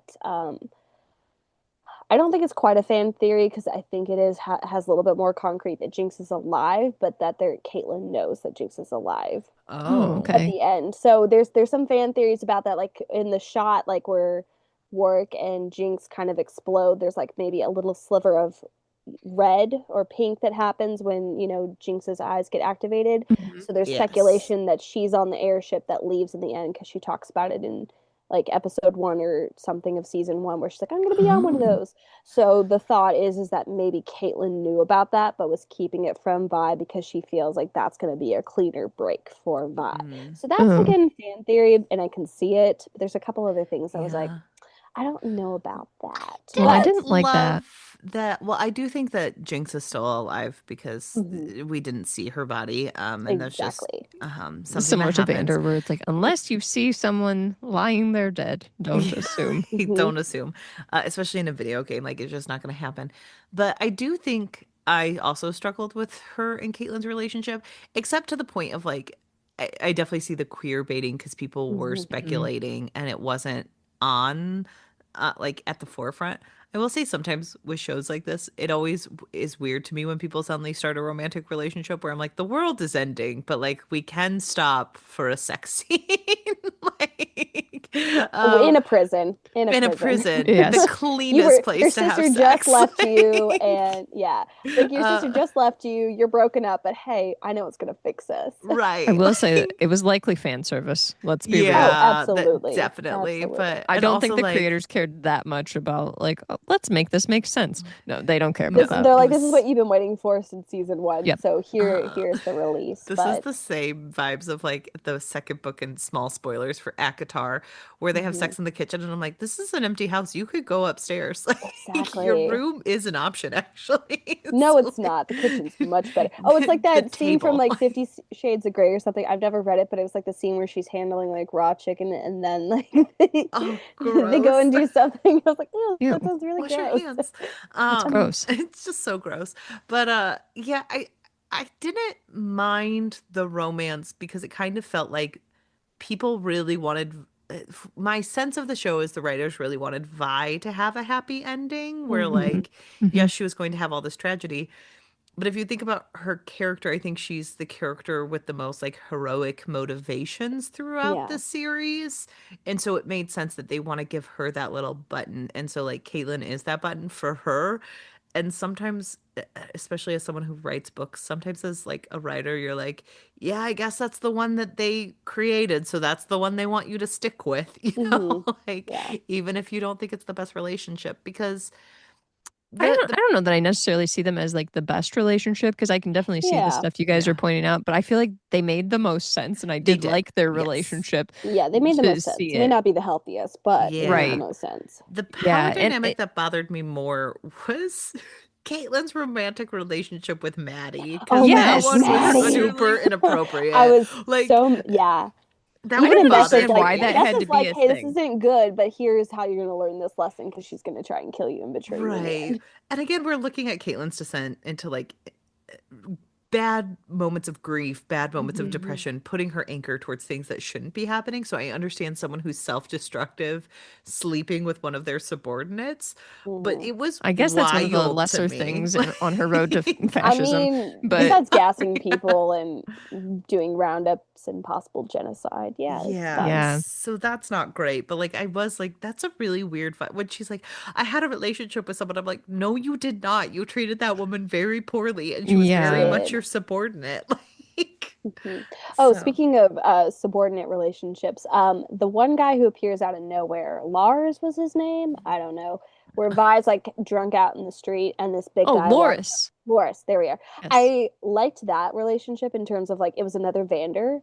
Yeah. He He mm, looks even like looked like him. him. He's there for yes. Vi when she's going through her spiral and everything. And of course, he dies. So Hmm. I was Yeah. like, she's losing another kind of fatherish figure. So just I wanted a little bit more of that core group besides Maddie. I don't. Yeah. Maddie was there because there was the fish guy who doesn't talk, and then Lors, who I was like, he just kind of came out of nowhere, which was fine. I wanted just a little bit more about him because Yeah. he dies in the end, and I want to know how that affected Vi because he was there for her when everyone else was like, bye. Bye. Yeah, Hmm. I agree. I feel like he got done a little dirty because I was interested in his character and I felt like we didn't get a ton from him. Because he was a different Vander in the sense like he didn't really. I mean, he expected better of her, but he didn't like put that weight on her. He's like, I'm still going to be here for you. Like, you're drunk out. I don't necessarily agree with the fighting, but, going to be here for Hmm. you. And I mean, they were both passed out drunk in the street together anyway. So he's like, I'm Yeah. no better than you, but hey. So I do have a question for the two of you. I guess like do you think that Caitlin's character had like any development or do you kind of think that maybe this was a character that kind of fell into this misguided line of thinking and just kind of got stuck there and then was like, well, I guess we saved the world, but I still deeply think a lot of these things and don't have my mind changed. Yeah, we don't I. really have a moment where because it happens off screen. Like we don't Mhm. Hmm. see her because we have to have like the shock factor of she's gonna go against And what Bessa, she's yeah. been doing Mhm. the entire time. Yeah. And because we don't really get to see it other than like, ooh, this is a surprise, we don't really understand it. Like it just sort of happens. Like does Vi Hmm. like Mhm. snap her fingers and all of a sudden she's not a fascist anymore? Like it doesn't Hmm. Yeah, it necessarily would have been make more interesting if we sense. would have had a flashback to them like setting up a plan or something like that. And Well, they showed Yeah. the setting Like, what up was of the the real plan, but motivation like for her they'd changing? right. yeah. Because if she's just doing it because I'm like, well, Vi's right. I like Vi. But it's like, do you actually understand the extent of what you've done? Like, you turned your Right. Yeah. mother's legacy against the people she was trying to help. Like, Yeah. Hmm. you committed many war crimes Yep. Yeah. against your own people, but didn't really have that moment of like you were in command of the city. Like they nominated you to be basically overlord of the city, and Yeah. look what you've done to the people. Hmm. So like where's that reconciliation of those things um going forward? So because like we have very naive Caitlyn, and then we have Caitlyn trying to do what she thinks is right, and Vi's like, "Nah, you don't understand. That's not going to work." And then to be proven right, and then go in the opposite direction of, well, we're going to choose violence Hmm. Yeah. against all of these ideals and the beautiful things of this world. So yeah, I feel like, I mean, she's complicated like all characters, and it doesn't necessarily have to be like a clear cut redemption arc.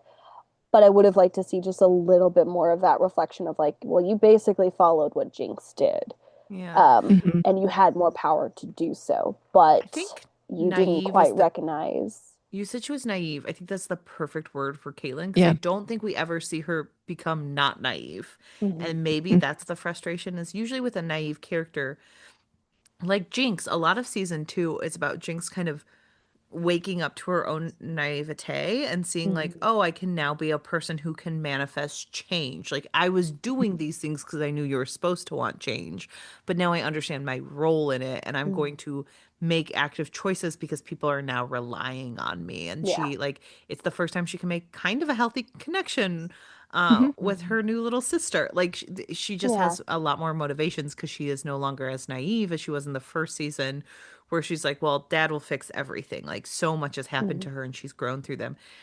Caitlyn, I feel like, stays naive towards the end. Like Yeah, it's even always, Vi points it out. She's like, you, yeah, Hmm. she oinked poison and you ate it up.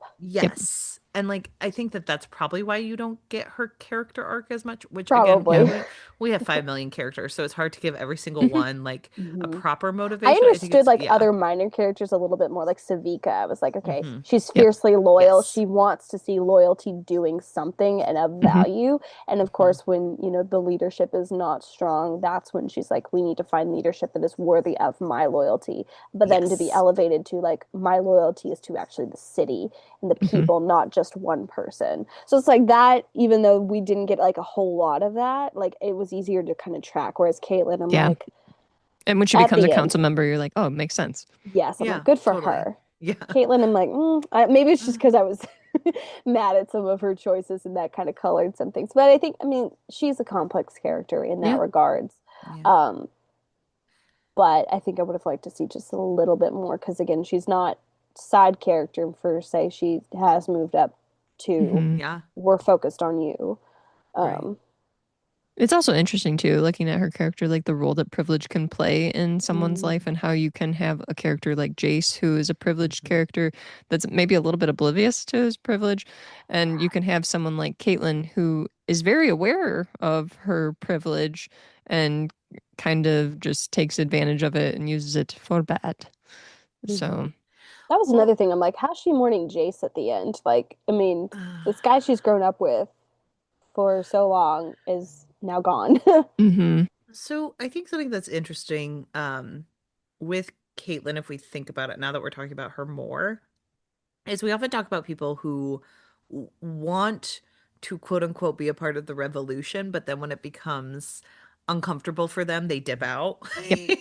Yep. And I Mm, do wonder if Caitlyn falls into that. And like later, she does go back to it, which is probably what her arc is supposed to be if we're looking at this Hmm. from like characters all have arcs. Da, da, da, da. mhm, She starts off as very much the rebel that you can be as like a guard to Hmm. yeah. an organization that is oppressing people down below. But um she does want to see the people in Undertown as people. She does see Vi as this person. She wants to learn. Like she has these motivations. But then when someone who's in pain hurts the people around her, she shuts down to the revolution and she Hmm. falls back into what her Mm, privilege is. And then she learns that like, oh, and we don't get to see it, which is frustrating, but Yeah. she learns like, oh no, I was supposed to be a part of that. These people are in pain. Like she does have the moment with Jinx where she's like, I didn't know it was your Hmm. mom, but also I'm not sure it would have fixed anything. Like that is a Hmm. moment to wake up and say like, well, that is sometimes part of a revolution. It is uncomfortable. Things happen, and things might happen to you that you weren't expecting. But is that a mm, reason to stop fighting for the people who are oppressed? And the answer is hopefully no. And that's that's the choice that Caitlin made, was I'm going to start Mhm. fighting for the oppressed people again. So Yeah. Very well put, Hannah. if we're giving her the benefit of the doubt, I as mean, Katie I and I think were you have like, to if give we do a everyone the third benefit of doubt. season, You if yeah, we have to do a give third everyone. season, there is potential for change. Because again, I feel like season two was rushed on so many aspects, so there were Mhm. yes. probably good character development moments that we've just missed. That would have been very beneficial. Um, but I also do acknowledge that, like, for a season like or a show like Arcane, like nothing has to be like clear cut and Yes. clean at Mhm. the end. Like these characters can still be morally ambiguous. Like we don't have to say like everyone's happy in the end. It's great. Like no one has made bad choices and paid for it.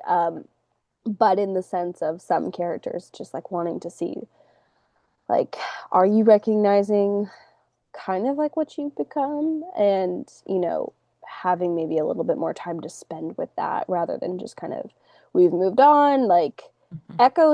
Echo and Vi, I think they're really the only ones at the end of the season who get to grieve. I mean, the whole city gets to grieve, and that's like our little thing, but it's like just kind of like what Echo's gone through, what Vi's gone through. It's like I would have loved like a good moment with them together, because Yeah. again, like they've been together since the beginning, and just Yeah. to have that shared past, and to see like this is where the city is. And then even like the final shot, like one of the final shots where he's sitting on the rooftop, it's like, well, that's where it began with Vi and Powder, and Hmm. now this is where it ends with just Echo. Mhm. So it's like just some of those moments of taking it in and processing just a little bit more. I would have kind of liked to see that at the end, Hmm. because they've all gone through Yeah. things. Yeah. Well, and one of the best scenes I think that I can remember from the entire two series is the fight between Echo and Jinx, where you have the Ooh, Yeah. flashback and the coloring to them that as was so, children yeah, that was face Hmm. painful. fighting. Like it just I actually shows really the love that history. It episode was in No, so it was good. good. general. It was such a good episode, but it hurt so bad. Yeah. And it's just like seeing these two children who like later you find out they could have potentially been in love, but like it's just like, oh no, we come to this place to fight to the death. Like, and Hmm. it is sad. And you can see that like they do still in some type of way love each other and see that, but Yeah. they've come too far and that's it's Mhm. just so sad. And again with Echo, because again, he's one of my favorite characters, but just to think of the thread of like he's the one who gave them the tip that kind of just instigated this whole thing. And then at Hmm. the end, he is the one who has the solution that buys Yep. Jace just enough time Yeah. to Hmm. kind of resolve this.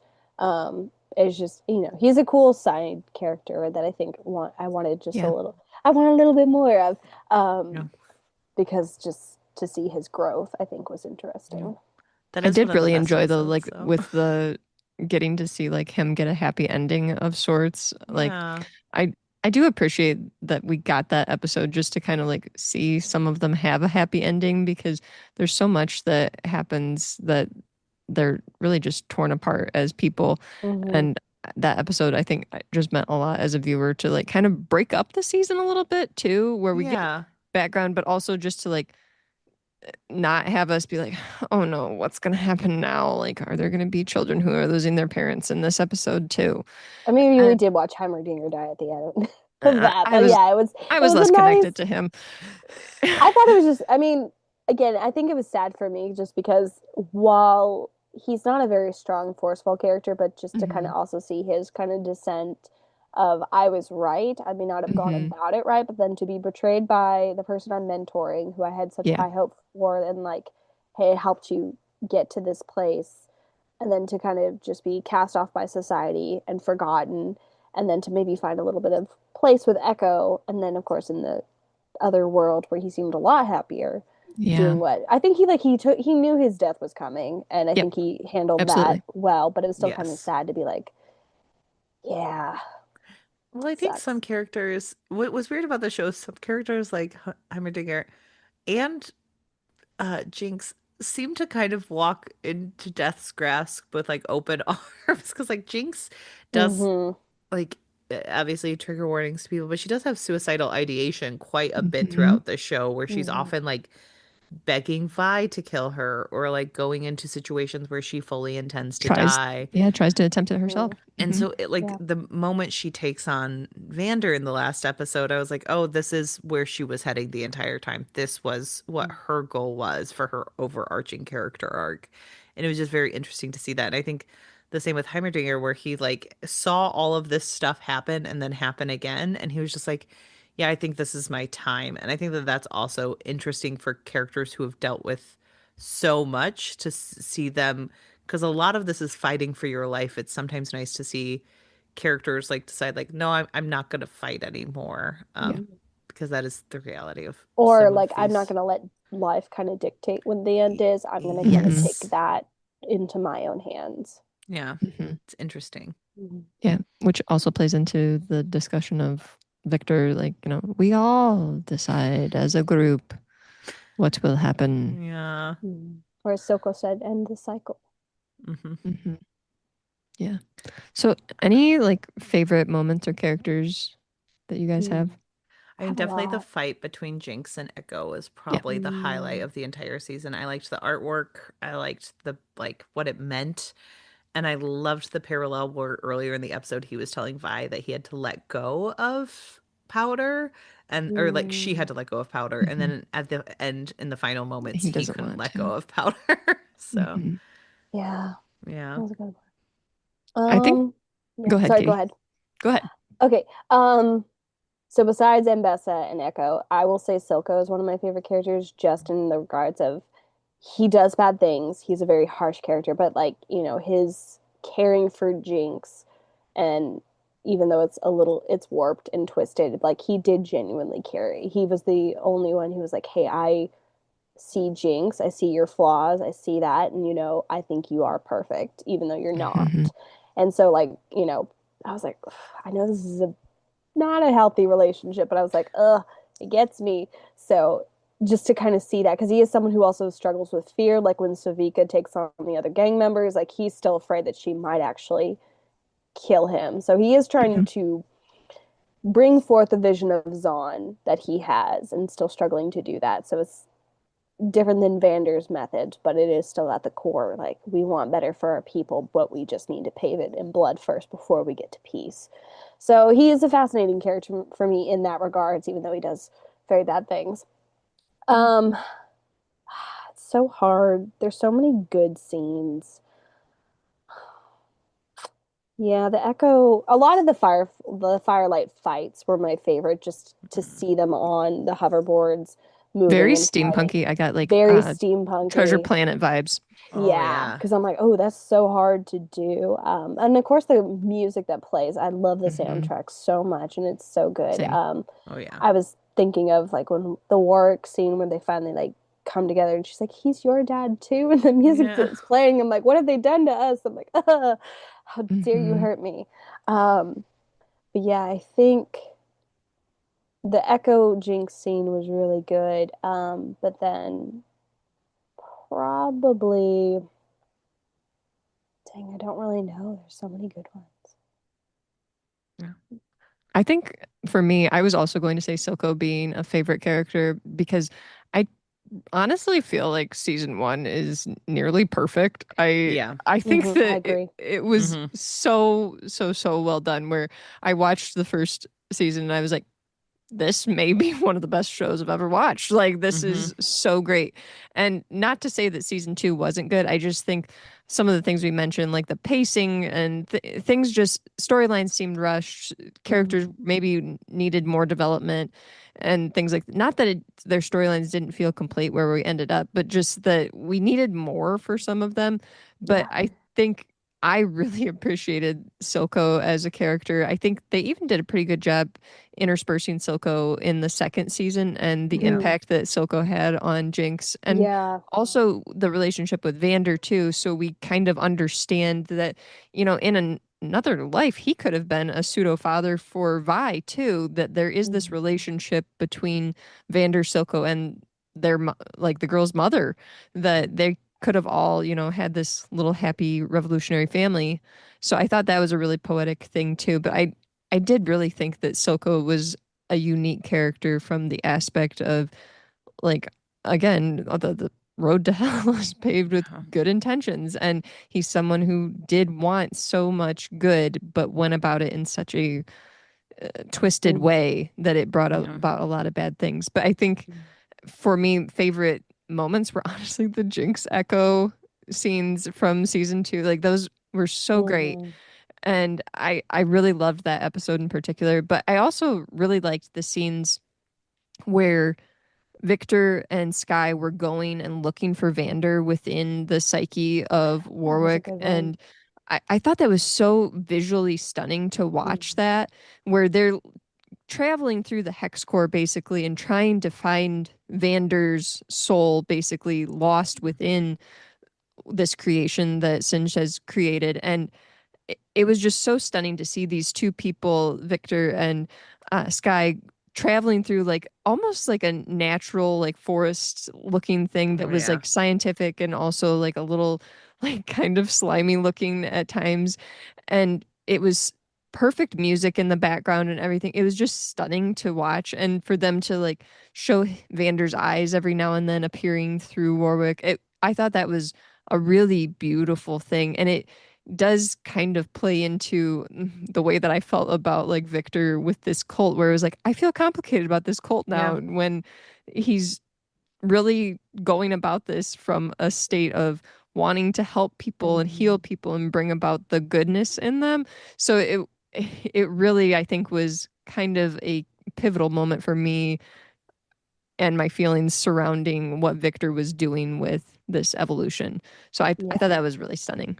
Oh, also honorable mention, season one, the story arc, one of my favorites was Jace when he was fighting with Vi and he accidentally Mhm. kills a child. Yeah. And in the Oh, next, like this is it motivates him for the final episode of like all the hmm, choices he makes and like Mhm. aligning himself with Silco in order to get the peace because he just can't stand to see that. yep, And there is a moment where he's fighting with Vi where he's like, "We have to stop. We can't do this." And she said, "You've done this before, you just never realized it." And it yes. was Mhm. very eye-opening to the horrors of war and how people who are at the high end of things often are not thinking about the people at the Hmm, Mhm. bottom. And it was so beautifully done and such a perfect highlight of yes. the monstrosities that can happen due to Mhm. inaction or just not even knowing about it. Yeah. Hmm. So that was a Mhm. huge highlight for me. Inaction or Actually, ignorance, basically. yeah. Yeah. It's actually funny you mentioned Jason Vi because that's one kind of dynamic I would have loved to see more on page because I think it was like a Tumblr post or something that like Jace and Vi whenever they're on screen have like one brain cell between them and they're kind of fighting between who's gonna like use it. And I always love that because it's like they do so much chaotically, but Hmm. like they both have to do it in order to make the thing work. Hmm. Um, so I kind of would have loved to have seen that, or if like Mel and someone else, or Mel and Echo would have been like a really fun kind of dynamic to Yeah. see in Hmm. on screen. So there were a lot of characters that I'm like I would have loved a little bit more overlap in that regards, just to see how that would have affected things. Yeah. For sure. Yeah. Right. Any All overall, final excellent thoughts? adaptation. Yeah. Mm-hmm. It's very Great good. show. I will probably never play League, but I now know a heck of a lot more. I'm like, look at Yeah. that. And I'll just Well, listen to people who have like played it. They're like, oh, this is the Easter egg here. This is the Easter egg here. And I'm like, cool. and they have come out saying that they want to create new shows with other Mm. characters. So Hmm. Arcane is done, but they think that they want to create other I think types of there's a things. Mel So one slated, and I know Mbessa has her own book out at the moment. Interesting. So I was nice. like, Well, I might pick that up because yeah. she's a fascinatingly complicated character that I'm like, I Yeah. love everything about her. I don't like the things she does, but I'm like, I really like this character who is just so strong and there. And then even at the end, she's like, I'm still proud of my daughter, even though she killed me. Hmm. Um, she's like, you are the wolf, and that's all she's wanted for her daughter. Hmm. Um, so Well, thank you so much for finally having us watch this. We appreciate Yes. it. Can you tell our listeners where they can find you and your works? yeah, so all of my works can be found on Amazon, pretty much wherever online books are sold. And then you can find me at Instagram at KE Andrews. Twitter, I think is KE Andrews author, maybe. I think same with Blue Skies, and then I also have a Facebook as well. Perfect. And Nice. you can always listen to our episodes where we discussed your books. We covered you for an Yes. indie mission, Yes. and we also had you on for an author interview. So we For appreciate those of all the Heather and times Bill. you've. I was thinking about the indie mission one because I'm like, oh, book two is supposed to come out this year, maybe, hopefully. Oh, It's with that's the editors exciting. right now, so we'll see. Well, we will keep an eye out for that. And everyone, make sure you're going and following K.E. Andrews, and you know where to find us on all the social media platforms. And Mhm. you can join us tomorrow for our regularly scheduled programming. But thank you so much again for coming and joining Yeah, and thanks, talking with us Katie. today. Yeah, Thank thank you you. for having me. I was excited to talk about Arcane. Well, perfect. Well, thanks, listeners. We will see you tomorrow. Bye. Bye. Bye.